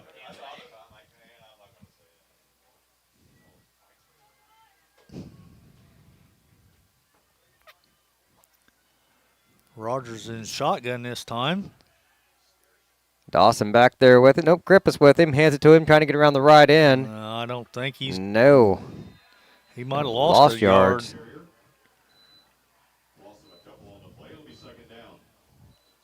I think he only lost 1. Yep.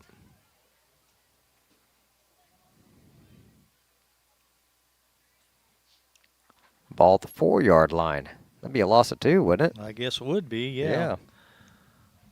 If that's where it's at. Indeed it is. Back up under center this time. Dawson and Rogers to flip to him. The handoff, a shoestring again by the ankle. Gets out to about the 9.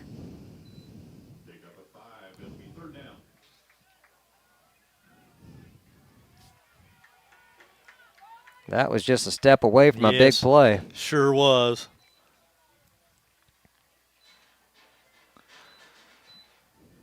Game of inches, though.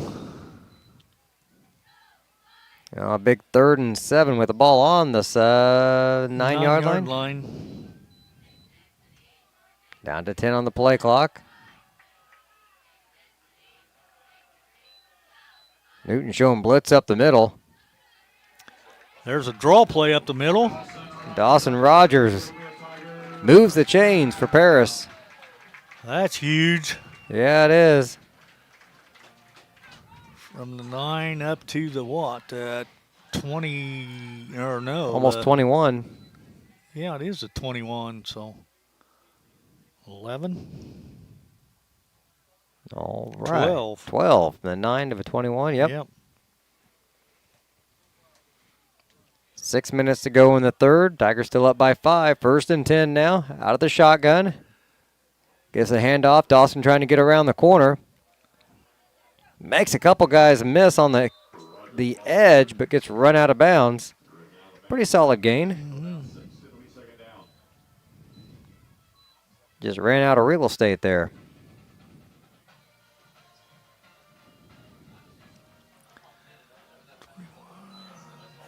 Mark it at the 28-yard line. Gain of 7. Yep, 2nd and 3.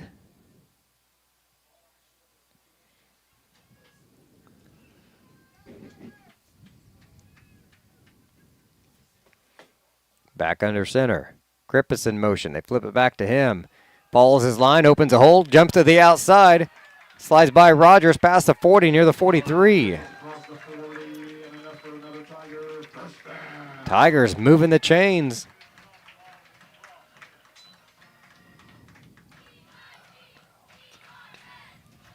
First and 10 now on their own 43-yard line.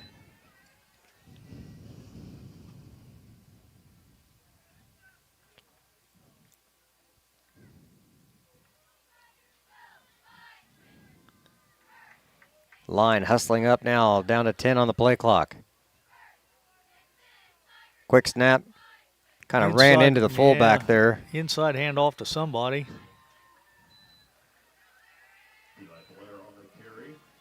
Blair tries to bounce it outside.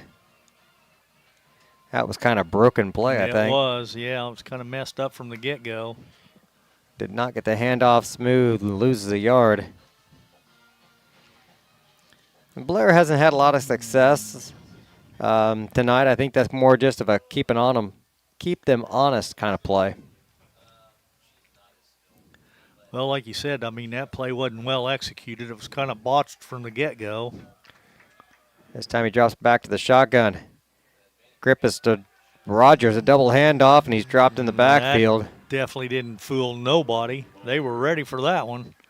Big tackle there by number 50, I thought. I don't see him on the roster, so I may have the wrong number.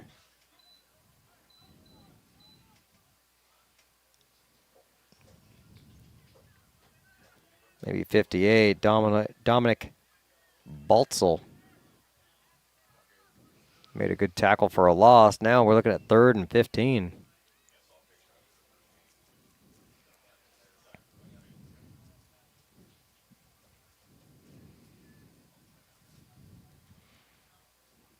Down to 5 on the play clock. They're going to have to call a timeout. Hate to waste a timeout that early. Yep. In the second half. 3:46 to go here in the third. Tigers up by 5, but facing a 3rd and 15 in our own territory. Be back in just a moment here on the Paris Sports Network. Farming is more than an occupation. It's a way of life. So when you want to protect your farm, it goes a lot deeper than protecting your crops, buildings, and machinery. You can't trust your farm protection to just anyone. You want an insurance company with decades of experience like Country Financial. We may have insured your parents' farm or even your grandparents' farm. So let us put 80 years of experience to use for you. Find out more about achieving financial security and farm insurance from your Edgar County financial representatives, Dan Phipps, Mark Gladding, and Jim Blue.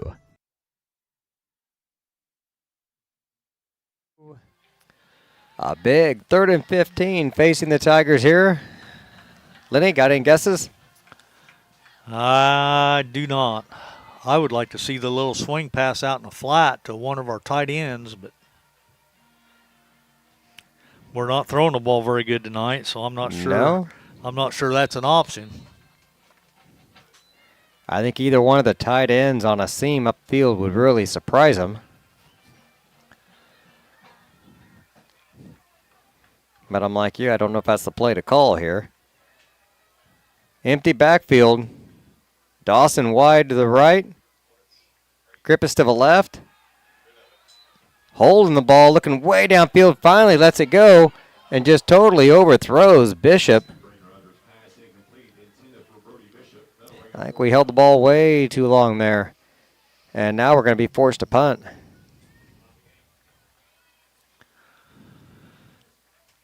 Going to put a lot of pressure on our defense again to hold.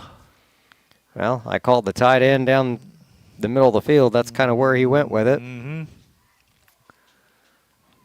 But I'm not sure it surprised him. Yeah, I'm like you. I would have rather went with a quick hitter out in the flat.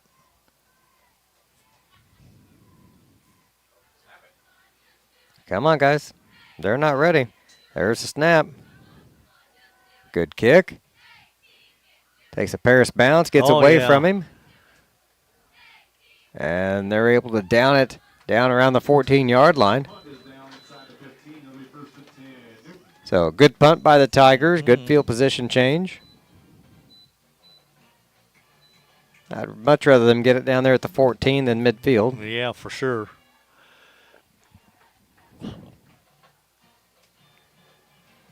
So this will be Newton's second possession of the second half with 3:29 on the clock. Still trailing Paris by 5, 26-21.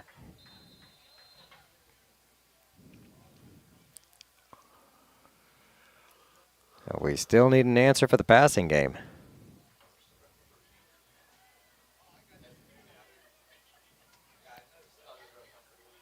Spread offense again. Fulton in motion to the left. Swing pass out there. They got a screen. Yeah, he had blockers in front of him. And he broke it open. Yes, he did.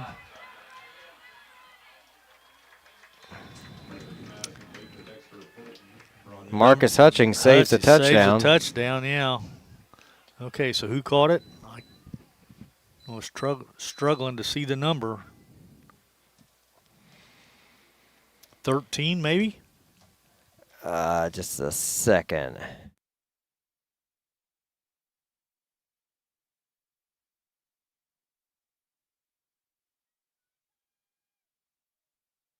Dexter Fulton with the reception. Lenny got us downfield here to the 48. Back out of the shotgun again. Pressure on him. Gets the pass completed. There's your 13. Yep. Jacob Oldham picks up about 5 yards. Makes it 2nd and 5.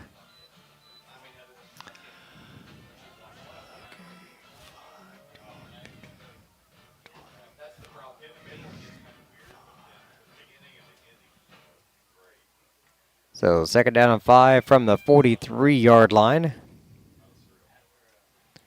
3 receivers to the right this time, 2 to the left. Fulton in motion this time, 4 receivers to the near side, 1-on-1 on the left side, and he falls down. Pass incomplete.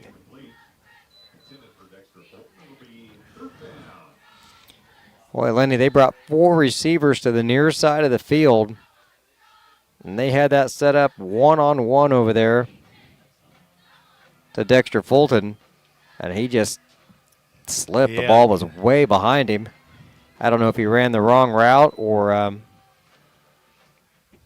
what, but yeah, he was laying over here on the ground. We'll take it, though. It's 3rd and 5, so now we need a big stop here.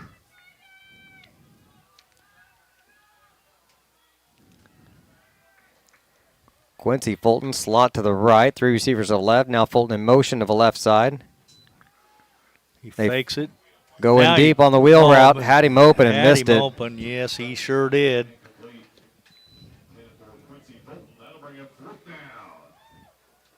That was the same play, but they ran that screen play on before, so they faked the screen. And they bring Quincy around on that wheel route out of the motion. Downfield, had him wide open. Fortunately, it falls incomplete. They're going to send the punt team out. 4th and 5 at the Paris 43. 2:04 to go here in the 3rd quarter.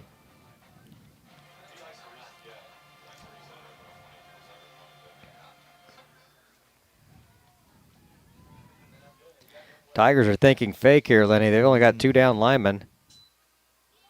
Well, he kicks Still it. about got to him. And they're going to let it bounce. Oh, they fielded it. They did. Yeah. Fielded at the Tigers let it bounce. They I was to say, I think it would have went ahead and bounced, but popped up at the 18, I think, 19. That's way better than that could have been.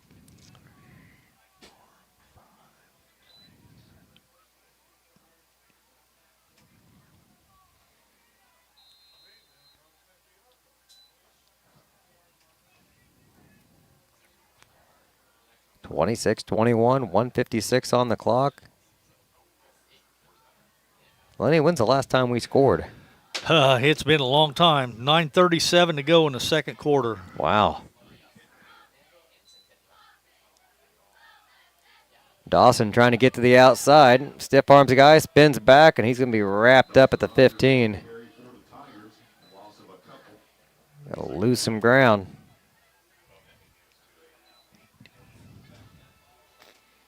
Now they're going to give him the 16-yard line. He still lost a couple then. Yep. We had it on the 18.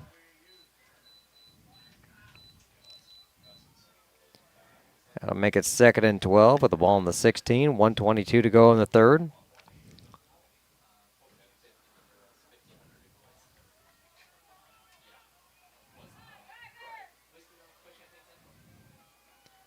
Back under center. Grip is in motion. They'll hand it to him. He's got a seam on the right. Drags some guys downfield, just shy of the 25. They'll get him out to the 24-yard line. Brings up a little more manageable 3rd down.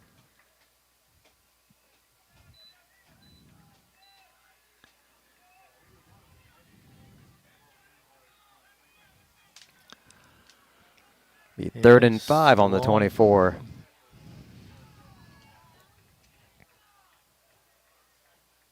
Grip is moving this time. Sets up in the tailback position. Thought they might try to draw him off. They give it to Grippus, and he's met at the line of scrimmage. He's going to pick up a few, but I think he's going to be short.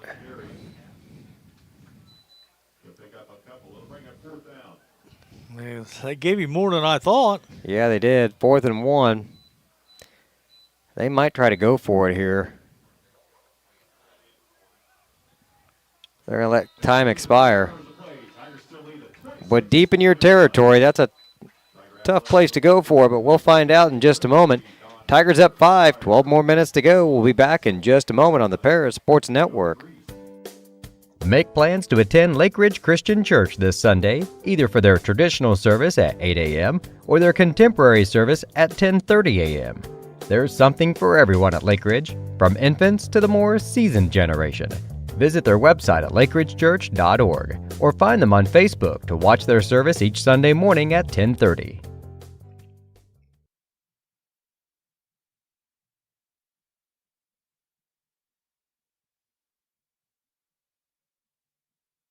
Only 12 minutes of football left to go here from Paris High School. The Tigers on top, 26-21.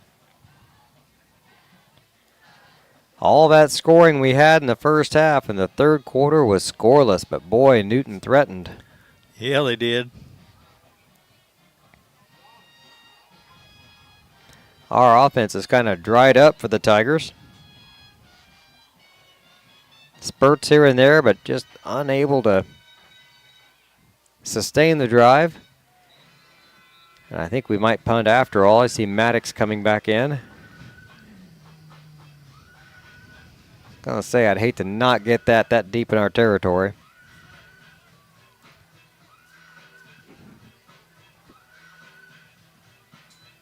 We're short a guy. Now Blair was down here talking to one of the coaches.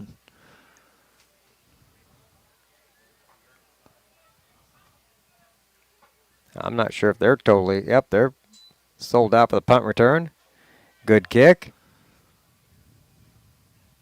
And it's going to roll down around the 41.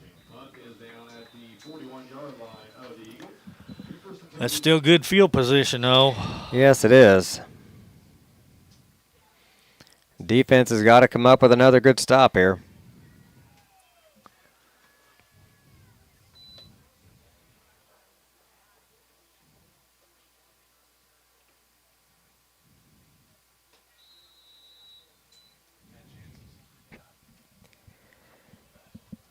Mulvey just misfired on a couple throws on that last drive. Yeah, he did. I'm not sure you can count on that. Shotgun formation, 2 receivers wide each side, looking to his left. Pressure on him from Eastham. Gets the throw away. Incomplete, out of bounds.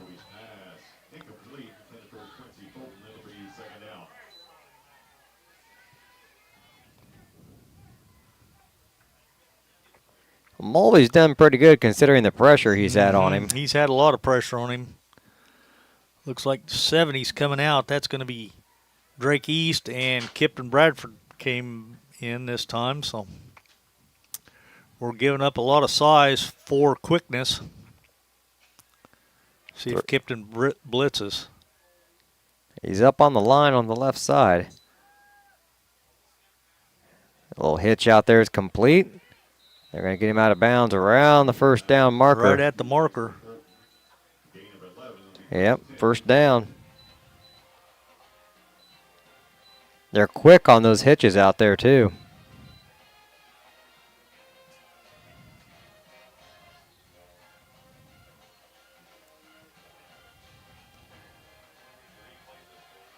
First and 10, the ball on the Paris 48, 11:34 on the clock.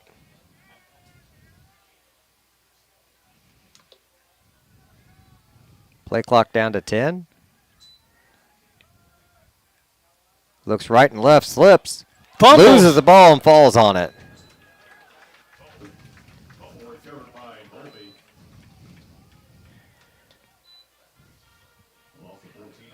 That's a big loss. That goes from the 48 all the way back to the 39.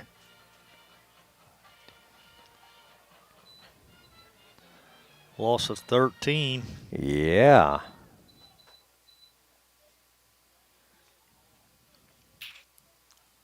And the down on top of it. Under 11 to play. Empty backfield this time. 4 receivers to the left. Bolton's offsides. Now he backs up. Tigers come up to press him. Slides by him. And incomplete downfield. Mulvey has to throw it away. Dylan Flores had some pressure out there on him. Now 3rd and 24.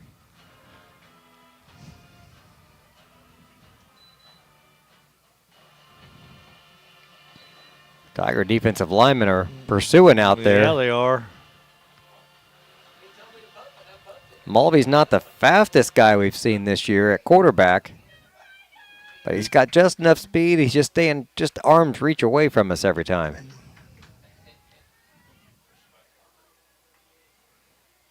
Bolton in motion to the right.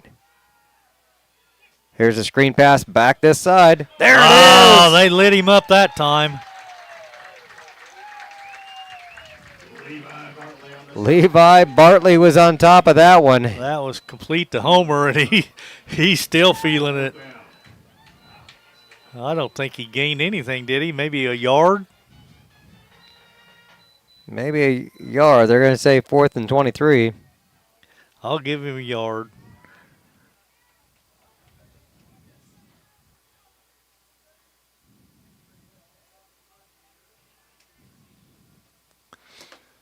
Oh, there's a deep kick. Oh, good field, though. Yeah, caught it at the 30. Vitale gets by a couple guys. Still on his feet out past the 40. All right, good field position this time for the Tigers. They've got a little momentum now.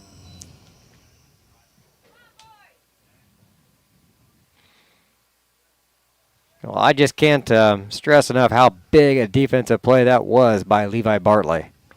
To shed that block, read that play, and there was nobody on this side of the field.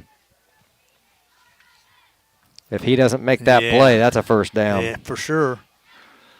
Okay, so we've got the ball now on our 42, so we got some decent field position for a change. 9:47 on the clock, 1st and 10 at the 42.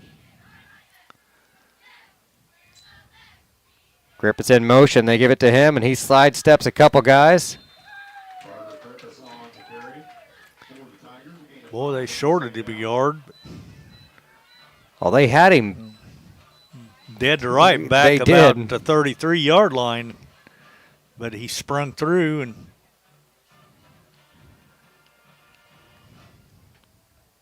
from the 42 out to the 47. That's a gain of 5. 5, yeah.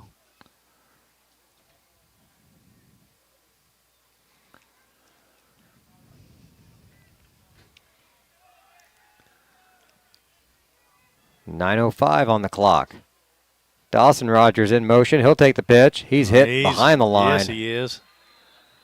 Dawson Rogers on the carry for the Tigers. No gain. Bring up I'd give him a yard. I think it's 3rd and 4 now. Did they give him a yard? Yep, it's at the 48 now. Okay. They're more generous than They must be. others. Switching the formation up now. Several guys checking out. Vitale coming in. Bartley coming in. Garrett Rigdon checking in. They're going to bring the tight ends out. Bartley in the backfield, maybe, I hope. Yep. Off. Flags. We weren't set. Penalties. We got the first down, but we had guys moving. Moving everywhere, yeah.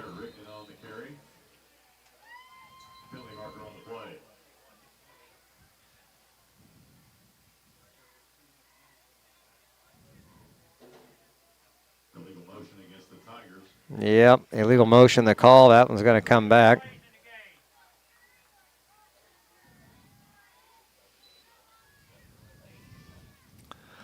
That hurt. Yeah, it does. That's going to be 3rd and 9.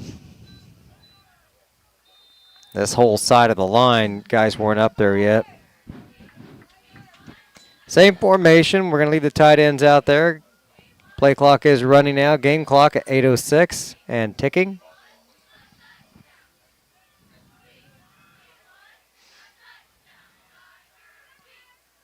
Dawson and Carrick to the near side, 2 backs in the backfield. Screen pass to the left. And I think we got the first down. Pass out to Garrett Rigdon, and he hit the hole north and south. There was no running around anybody. I think Garrett likes to hit people. I think he does, too. Now they're going to leave him out there. Go hit somebody else, Garrett. All right. Clock is moving. It's a good thing for the Tigers right now. 7:37 on the clock. Have I not got him listed as a receiver? I guess I don't. 1st and 10 on the Newton 47-yard line. Tigers hustle up. Just 7 on the play clock. Griffith's in motion. They pitch it to him. Trying to get to the outside. Gets by the corner. Down inside the 30.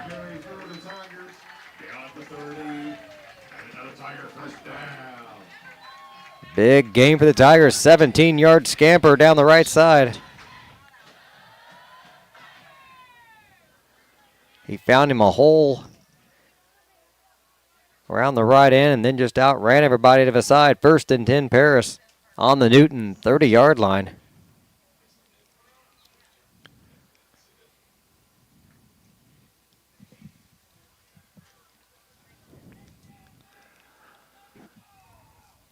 Dawson in motion. Pitch to him. He's going to try to get around the left side. He's got some blockers in front of him. He's got a first down and more. Down around the 15. Paris moving the chain. Stops the clock momentarily. It's 7:04.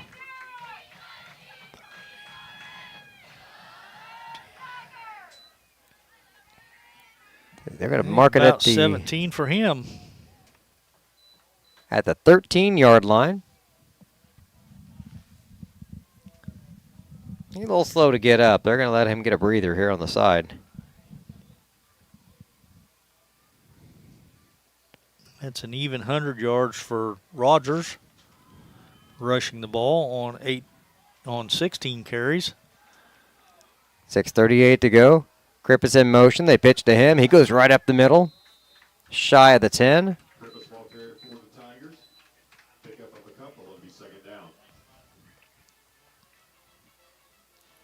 Clock down to 6:20 and change. The clock's our friend now, though. Yes, it is. Ball spotted at the 10. Can keep running, especially if we put this score in.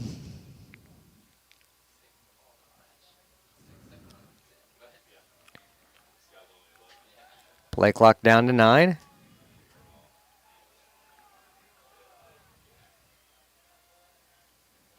Pitch to Krippus. Looking to get around the end. That's a holding hold. out here, yep. They're going to get Rigdon, I think, for the hold there. I think you're right.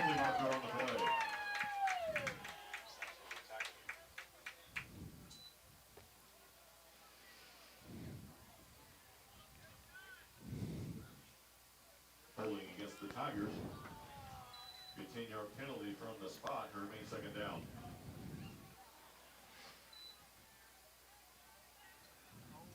They're going to mark it from the 10 or 11.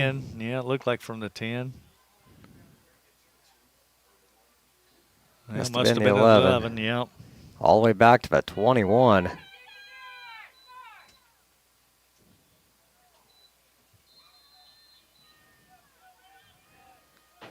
Now it's 2nd and 18 from the 21.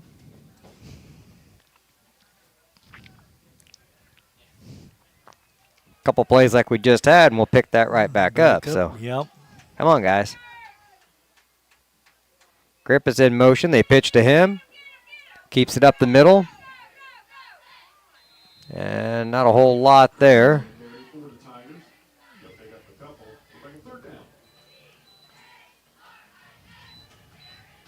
Up to about the 18, I think. Yep. Gain of 3.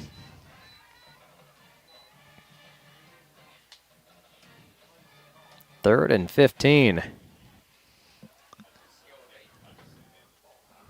I think you got to at least get 9 or 10 on this play. And then I'm not sure, do you attempt a field goal or do you go for it? Down to 4 on the play clock. I'm not sure. 3, 2, 1. They get the play off. Complete. Got the pass complete to Bishop, but it maybe for no gain, a yard maybe. I think he got 1. That's been a productive play at times this year, but we ended up going east and west instead of north and south with it. Game clock just over 4 minutes to go. Paris facing a 4th and 13. Well, you're too close to punt. I don't know that we can kick a field goal. Play clock's under 7 already. We ain't going to get 5, this one off. 4, 3. Well, I guess we did get it off, but Fake, and he just bats it down. Yeah. Smart play by the defensive back to just bat that away. Would have been an interception at the 2. Pass intended for Dawson Rogers, who never even saw the ball in the air. He had so much pressure on him that he just chucked it. Now the clock not so much our friend here at 3:53. We got to hold him for 3:53. We can't let him score. Definitely. Because there's not enough time left.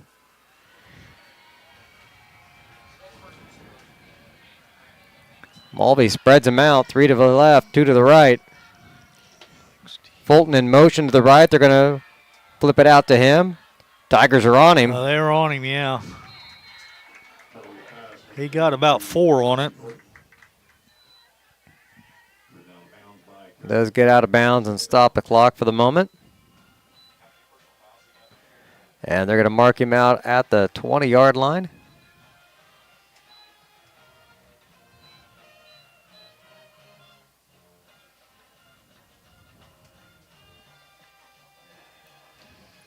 Second and 6.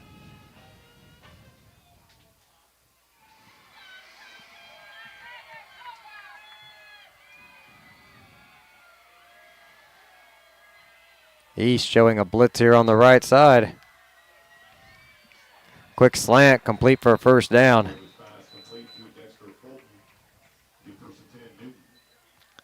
That'll move the chains.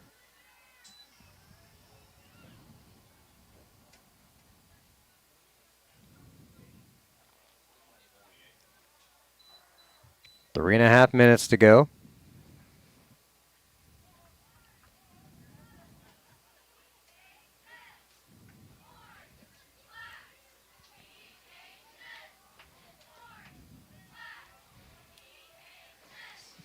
Three receivers to the right. Rolling to the right is Mulvey. Fires it, batted away, out of bounds, incomplete.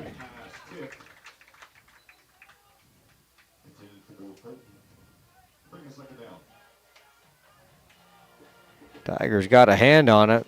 Might have been Bradford over there. Somebody tipped it for sure. I think Kipton might have got a hand on it. Stops the clock at 3:09. 2nd and 10 at their own 28.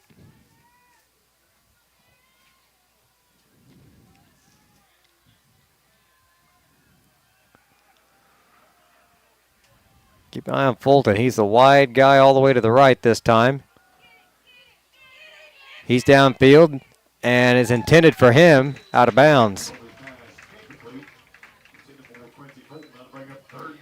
When you take a guy that normally lines up in one place a lot and then suddenly he's somewhere else, you got to worry about that. you do. It's either to draw your attention away, a total fake, so everybody's got to be on the ball, or the coach really wants to run this play and that's the guy he trusts. All right, 3rd and 10. This is a huge play here. 2 more big ones here. 3:03 on the clock. Fulton in motion again. Fake the handoff. Mulvey rolling to his right. Incomplete. Tigers got a hand on it.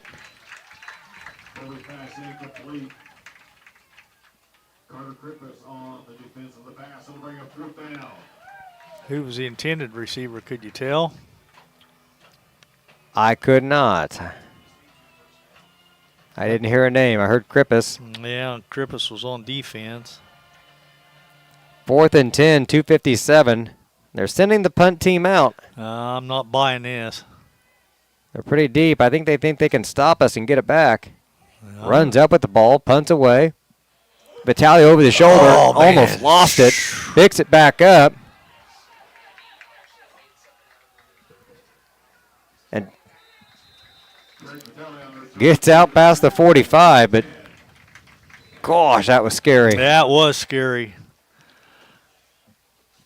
He caught it on the 38, and I thought that's where he was going to be down at, or maybe the 36. That's where the official threw the little beanbag. He tried to catch it over his shoulder. Not easy to catch a punt over your shoulder like that. 4, 9, 10, 11. Good field position. 2 minutes and 43 seconds on the clock. Tigers aren't going to do anything fancy here, but they got to pick up some first downs, and I think they may call a timeout on a change of possession here. Maybe not. They're just taking a long time. Well, the play clock's already down to 5, so I think they are. I don't think we know what we're doing. Timeout Tigers, 2:43 left in the game. Yep, they are going to call a timeout. 2:43 on the clock. We'll be back in just a moment here on the Paris Sports Network.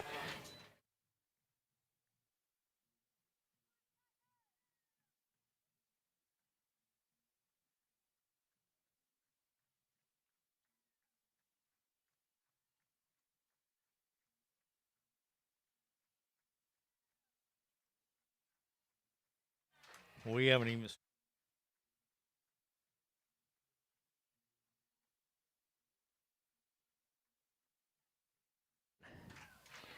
2:43 to go in the game. Tigers up by 5 with a chance to ice it here if they can pick up some first downs. Lenny, I thought this was going to be a barn burner when the game started and the scoring just dried up. It sure did. Well, we scored twice in the first quarter. They scored once. They scored twice in the second quarter, and we scored twice in the second quarter. So I was like you. I thought it was going to be a shootout. I was expecting something like 48-50.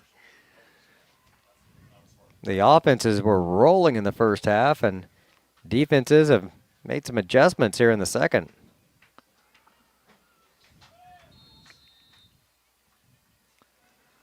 Well, I'd say a couple first downs, though, and we can ice this one away. Newton, everybody up there on the line. There's flag on the play. Did Newton jump?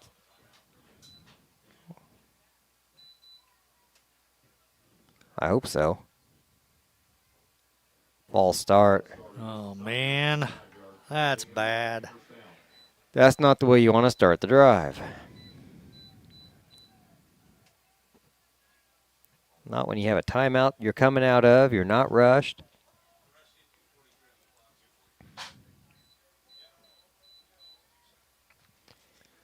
2 minutes and 43 seconds on the clock.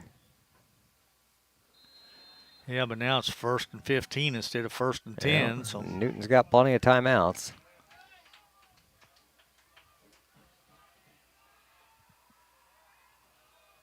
They have 2, we have 1. They pitch it back to Dawson Rogers. He finds a seam, Lenny. He might be gone. He might be. Down to the 30, the 20, the 10. Ooh. I'll take that, baby. 48-50, 3 yards for the score. Yeah. No, wait a second. It was 52 plus 5 more. The ball was on the 43, so it'd be 57. 57.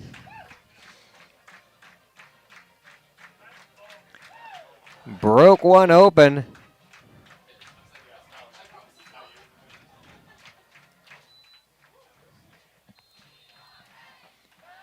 That was a big play there, and Tigers are going to go for 2, I'm assuming.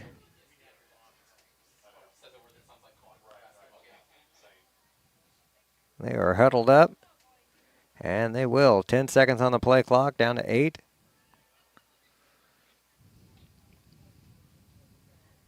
Bring a man in motion. Rolling back to pass.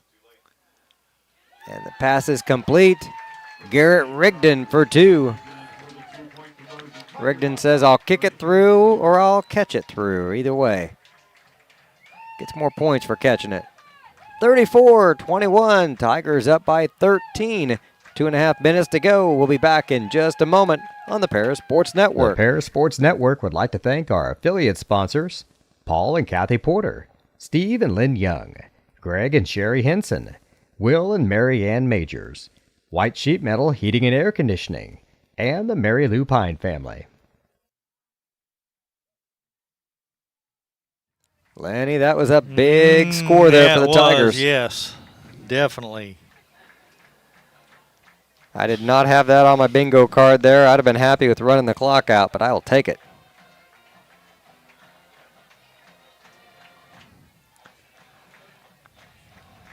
"57-yard rush. Dawson Rogers bounces it outside and takes it to the house. That just about makes the rushing yards pretty even. I've got Dawson, 17 carries for 157. I got Carter, 19 carries for 166. Carter had like 100 yards in the first quarter. Well, yeah. Doesn't sound as impressive when you realize he had most of it in the first quarter. But still, you know, when you're rushing for 300 yards as a team, that's a good game.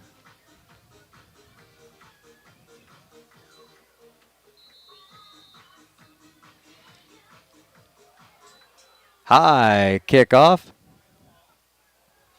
Taken around the 18-yard lines by Quincy Fulton. And the kicker again. Rigdon takes him down at the 41.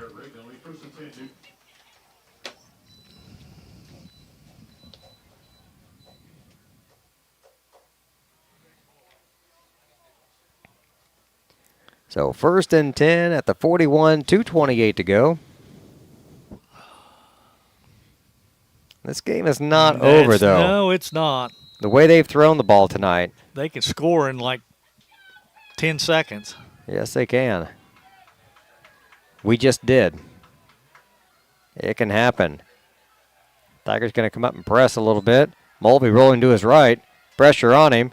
Gets the throw away deep down the field. And the flags are flying.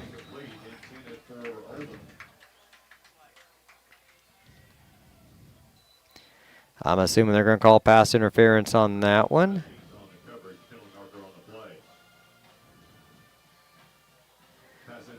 It is a 10-yard penalty, pass interference. Well, see if you can gain 10 yards every 6 seconds, and the clock doesn't run. Or 15, I guess. That'll move you down the field pretty quick.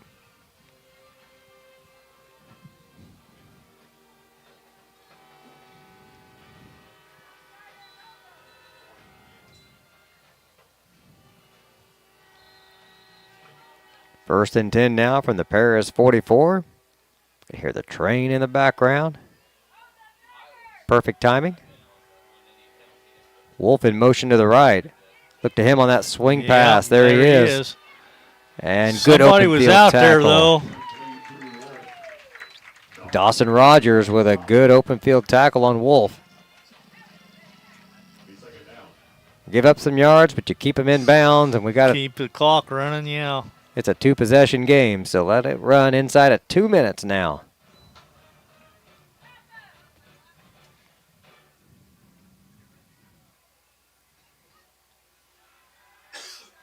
Fulton wide to this side this time, along with Oldham. Oh, Bradford with the pressure on it. They finally get the pass away.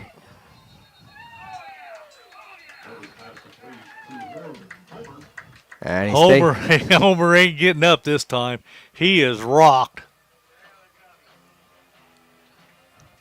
He held him up, and somebody finished him off. He got up. He's heading back out to the huddle. Wow.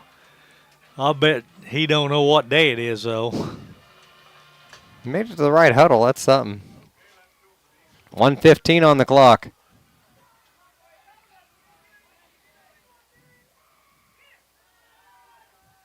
Pressure on him again. Flings it deep down the left side. Overthrows the receiver.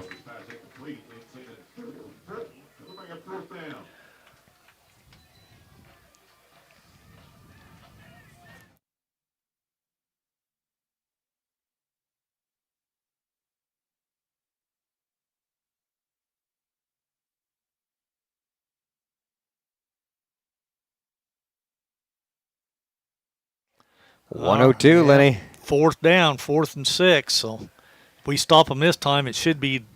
Take a knee. Yep.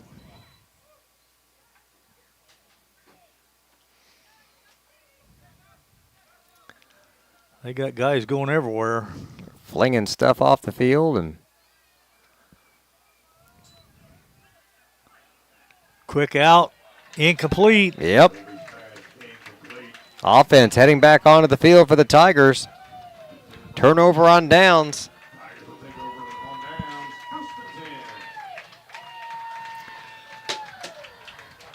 First and 10. Ball on their own 40.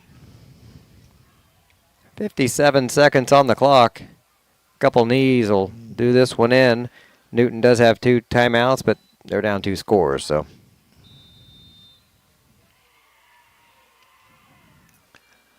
All we got to do is not fumble the ball. Yeah, take care of the ball.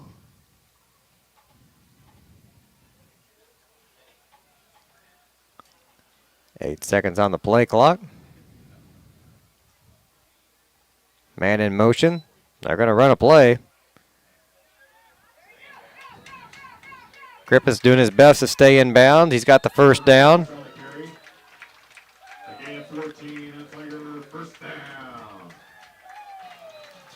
And that ought to seal it. They'll have to run one more play. One more play, yep.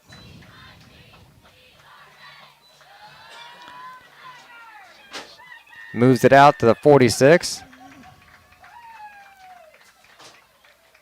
Now in their victory formation, they'll take a knee. And that'll do it. The play clock is higher than the game clock.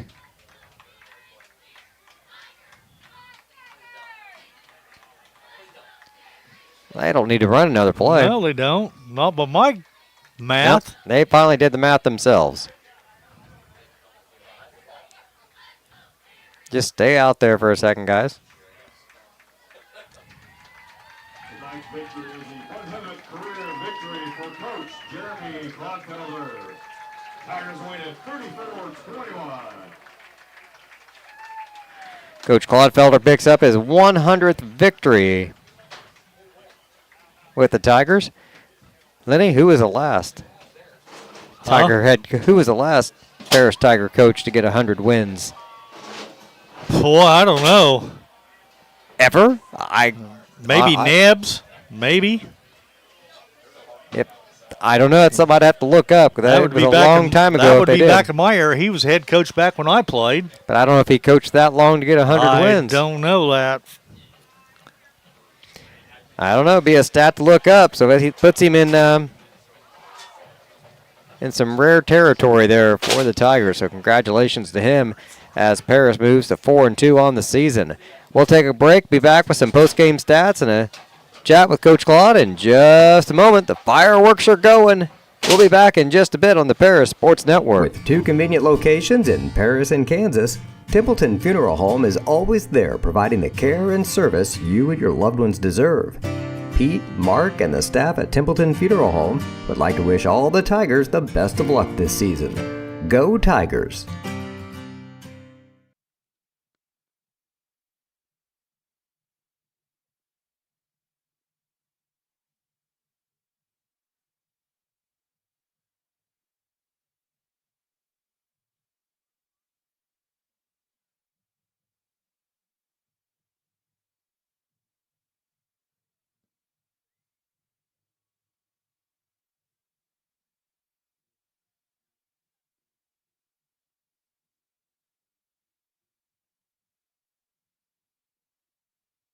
Well, Lenny, I don't normally do play-by-play for water bottles, but it's sneaking up on Coach, and they got him.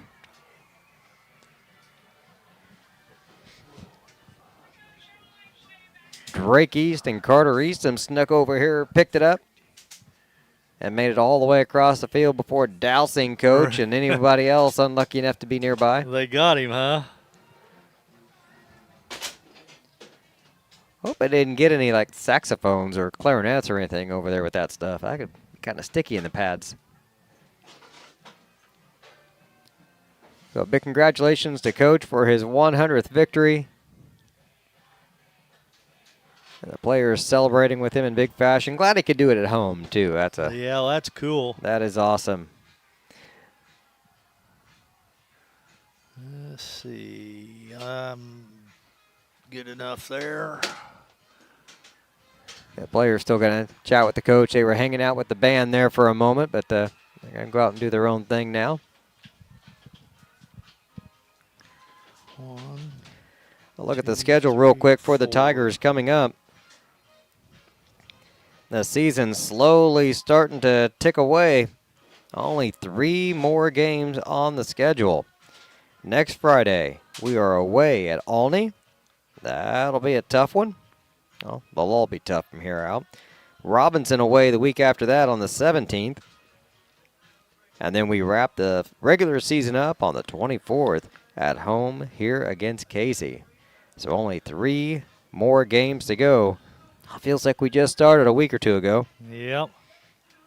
Why is it the football goes by so fast, but sometimes the basketball season seems to go on for like, I don't know, a year and a half? Long time.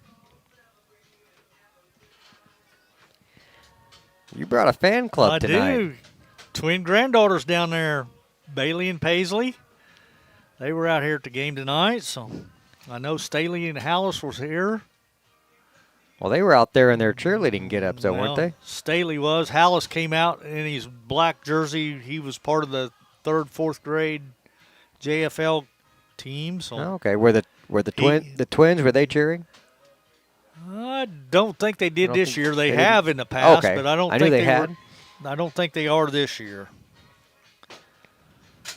Okay, I think I'll run down our stat. I'm not going to mess with Newton's stats because we don't really want to know that, I don't think. Too bad, but I will give the Newton quarterback, though, because he had a good night.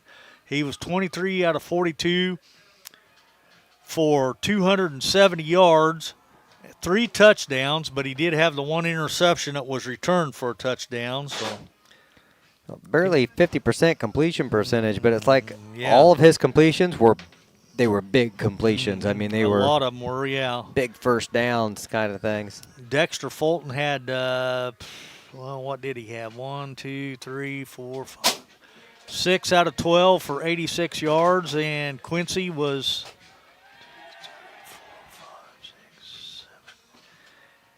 8 out of 12 for 98 yards. So. No running game to speak of, though. Quincy was a leading rusher with 13 yards. Yeah, he had 13. Mulvey, the quarterback, he had 4 carries for 9. So, yeah, the rushing game just pretty much non-existent. But the Tiger rushing game, though, was great. Dawson Rogers, 17 carries for 157. Garrett Rigdon, 1 carry for no yards. Carter Krippus, 20 carries for 180. Eli Blair, 4 carries for 1 yard. Throwing the ball, Braden was 4 out of 8 for 50 yards, 1 touchdown, though, and 1 interception. Receiving, Dawson had 1 catch for 34 yards and a touchdown. Brody Bishop had 1 catch for 1 yard, and Garrett Rigdon had 2 catches for 15. I'll recap the scoring, though. In the first quarter, the Tigers opened things up. 9:04, Krippus had a 2-yard run. The kick was no good. We were up 6-0. Still in the first quarter, 5:20, it was Rogers to Rogers on a 34-yard pass, a 2-point conversion. It was good at that point, 14-0. Second quarter, 10:02 to go. Krippus had a 1-yard run for the touchdown, 2-point conversion, no good. We were up 20-6, and I thought, man, things are going great tonight. 20-6, we've got this pretty well in hand. But boy, did things change right before the half. Marcus Hutchings, though, picked one off with 9:37 to go and took it all the way in. The 2-point conversion was no good, and then at that point we were up 26-6. So I thought, man, things are really clicking. But then it was all Newton from then on, pretty much, as they scored at 7:09 to go on an 11-yard pass from Mulvey to Dexter Fulton. That cut the lead to 14-20. And then still no time to go in the second. It was a 1-yard pass from Mulvey to Dexter Fulton again. The kick was good, and it was 21-26 at halftime. But that's all they scored. They never scored after that. They still got the 21 points on the board. So the Tigers did put one more score up in the fourth quarter with 2:34 to go. It was a 57-yard run by Dawson Rogers, and the 2-point conversion was also good. It was to Rigdon, and that's where we ended up being 34-21. Your Tigers win. Oh, boy, and that makes us now, what, 3-3? No, 4-3. 4-2. 4-2? That's because that'd be 6 games. We got 3 left. Yeah, that's right. 4-2. We've only lost 2, yeah. That's good. Playoff hopes are still alive. 4-2 is a much better percentage of making the playoffs than 3-3, so I'll definitely take 4-2. Coach Claude is making his way slowly up to the bleachers. He's got the game ball, and I'm sure he's getting stopped by everybody and anyone on the way up. More than likely, that 100 win, that's pretty impressive. And got a little extra spring in his step tonight. yeah, I can understand that. Almost up in the booth now.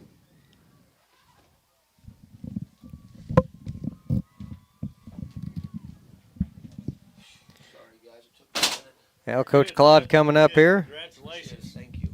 100th win, too. That's sweet. Thank you. We were trying to think of who the last coach was with 100 wins, and we can't come up with one, so it's pretty elite territory to be in there here in Paris. That's something we're pretty proud of, so congratulations there. I appreciate it. You know, anytime you reach milestones or get accolades from a coaching standpoint or what achievements and honors, it always goes back to the people that are around you. You're only as good as all the people around you. And going all the way back to 2002, just down the road at Shiloh High School with the East Central kids, and then obviously to the last stop in Benton and here.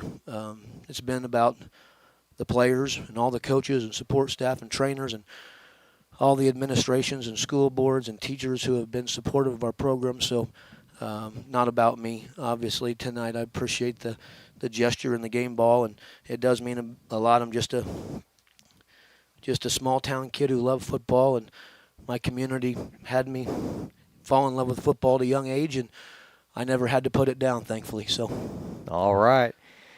Well, and we get to be around it. That's why we do what we do. Yeah. You know, we get to be around the game every week and root you on and watch these kids grow. And we saw a little bit of everything tonight. We saw the high momentum offense plugging away, a lot of points in the first half, and then we saw a defensive struggle in the second half where the offenses weren't doing as much, and obviously some adjustments made at halftime on both sides of the ball, right, by both teams.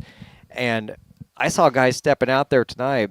We saw Levi Bartley come up with a couple huge plays. Yeah, Garrett especially on the slow screen there on a big third or fourth down. I can't remember what it was, but he had a huge tackle on 6 on the screen. Oh, I made a note of that here. Definitely play of the game. You know, it huge. wasn't the big flashy scored a touchdown at the end of the game kind of play, but that stopped a first down that would have extended a drive, and he had to fight off the block to get to it. I mean, just a spectacular play there by Bartley. Great football play. Yep. Yeah, and we'd alerted them a couple of times. One, they ran it, and then they kind of got up. They kind of got us one time down that sideline, but that was one of their third and long type situations, and he did a great job of recognizing it and really getting through. Really a blocker and a half probably when you really get down to it, and made a really nice fit form tackle, and that helped us get off the field and get another offensive possession. You mentioned the form tackling. That's something you've preached a couple weeks for us now. I saw a lot better tackling tonight. We tackled better, no question. We tackled better against some good guys. 24's a load. 3's a really good football player. People are going to disagree with me because of obviously the guy next week puts up all the numbers and the yards and what have you, and he's really, really good. But in terms of being a pure quarterback, the guy that, the pocket presence and can kind of scramble and extend the play and buy some time and do those things and still be really, he's pretty accurate. I think too, for that Newton team is as good as any quarterback, especially in our league. He was able to do it under pressure, too. Yep. We had a lot of guys in his face all night. He didn't have time to just stand back there. He was just, like you said, able to read it, and he was always just out of arm's reach every time. Their scheme is good. They put you in conflict because they're in empty all the time, and you want to double a guy, but you got to pick your poison. And so at the end, we just decided that 3 wasn't going to beat us, and he's a heck of a receiver, and they get him the ball a bunch. But we started doubling him in the last couple of series there, and I think it helped us to get off the field, and obviously Dawson hitting that one for a little breathing room. But even when that happened, they strike so fast anytime that ball's going through the air, and I still never felt like it was over until it was over. Well, we were feeling the same way, and now you got the 100th win tonight. We're up to 4-2. You got a lot to be excited about tonight, but it's back to work, and then next week we're back on the road. Back on the road. We got to become road warriors. We've been perfect thus far at the house here in the front yard this fall. Not so good. We haven't fared well on the road. We got to go become road warriors. There was a time from about 17 to 21, 5 regular seasons straight. We only lost 2 road games, and we got to become that program over the next couple of weeks. And we're going to be on the road 2 weeks in a row, down to Olney and then down to Robinson, and we'll focus on the first one first. And I tell our kids, the only objections you have to overcome are your own. If you go out and do the things you're supposed to do, you can be around and in a game with anybody. I saw a new wrinkle tonight, a new number 13 out there on the field for us. Eastham getting a chance to get a little different look on offense, and I just I'm impressed as the season goes on, the different guys I'm seeing on the field getting extra minutes here or there in different roles. We saw Kipton Bradford Kipton did a really good job in terms of, we put a package together. We wanted to keep this guy inside and in front, but not also give him forever. And we felt like, a little package of bringing Kip off the edge. And he's done such a really good job in the kickoff coverage game, and his motor, he's growing as a player, and we just thought that would be something that we could use, and I think he did a really good job. He chased him a couple of times. I don't think he ever got home or a sack, but sometimes when a guy's coming off the edge, you make that offensive tackle uneasy, and particularly you can kind of you can get that quarterback to have a quick trigger and maybe force him into a bad throw or what have you. And I thought he did a really, really good job. It made a difference, and that really, the last couple drives were some missed throws. Yep. He was throwing it out of bounds. He was overthrowing some guys, and it was the pressure on him that was doing that. Yep. So that made all the difference. All right, well, Coach, thanks for coming up tonight. Appreciate you guys be on the road next week. We're 4-2, and 4-2. All right. It's going to be 1-0 next week, but I'm proud of them. We need our kids gutted it out. They need a little rest and recovery, and we'll do that. And back to work. All right. All right. Appreciate you guys covering it as always, and go Tigers. All right. Thank you, Coach. That's Coach Claude Felter up with us in the booth again tonight. As always, we appreciate his time coming up and chatting with us after the game. Lenny, any final thoughts before we sign off tonight? Just great game, great win. It was a must-win the way we looked at it. We talked about it all game long. It was a must-win to keep the playoff record alive or playoff hopes alive, and we got the win. So now we got to regroup and go to Newton.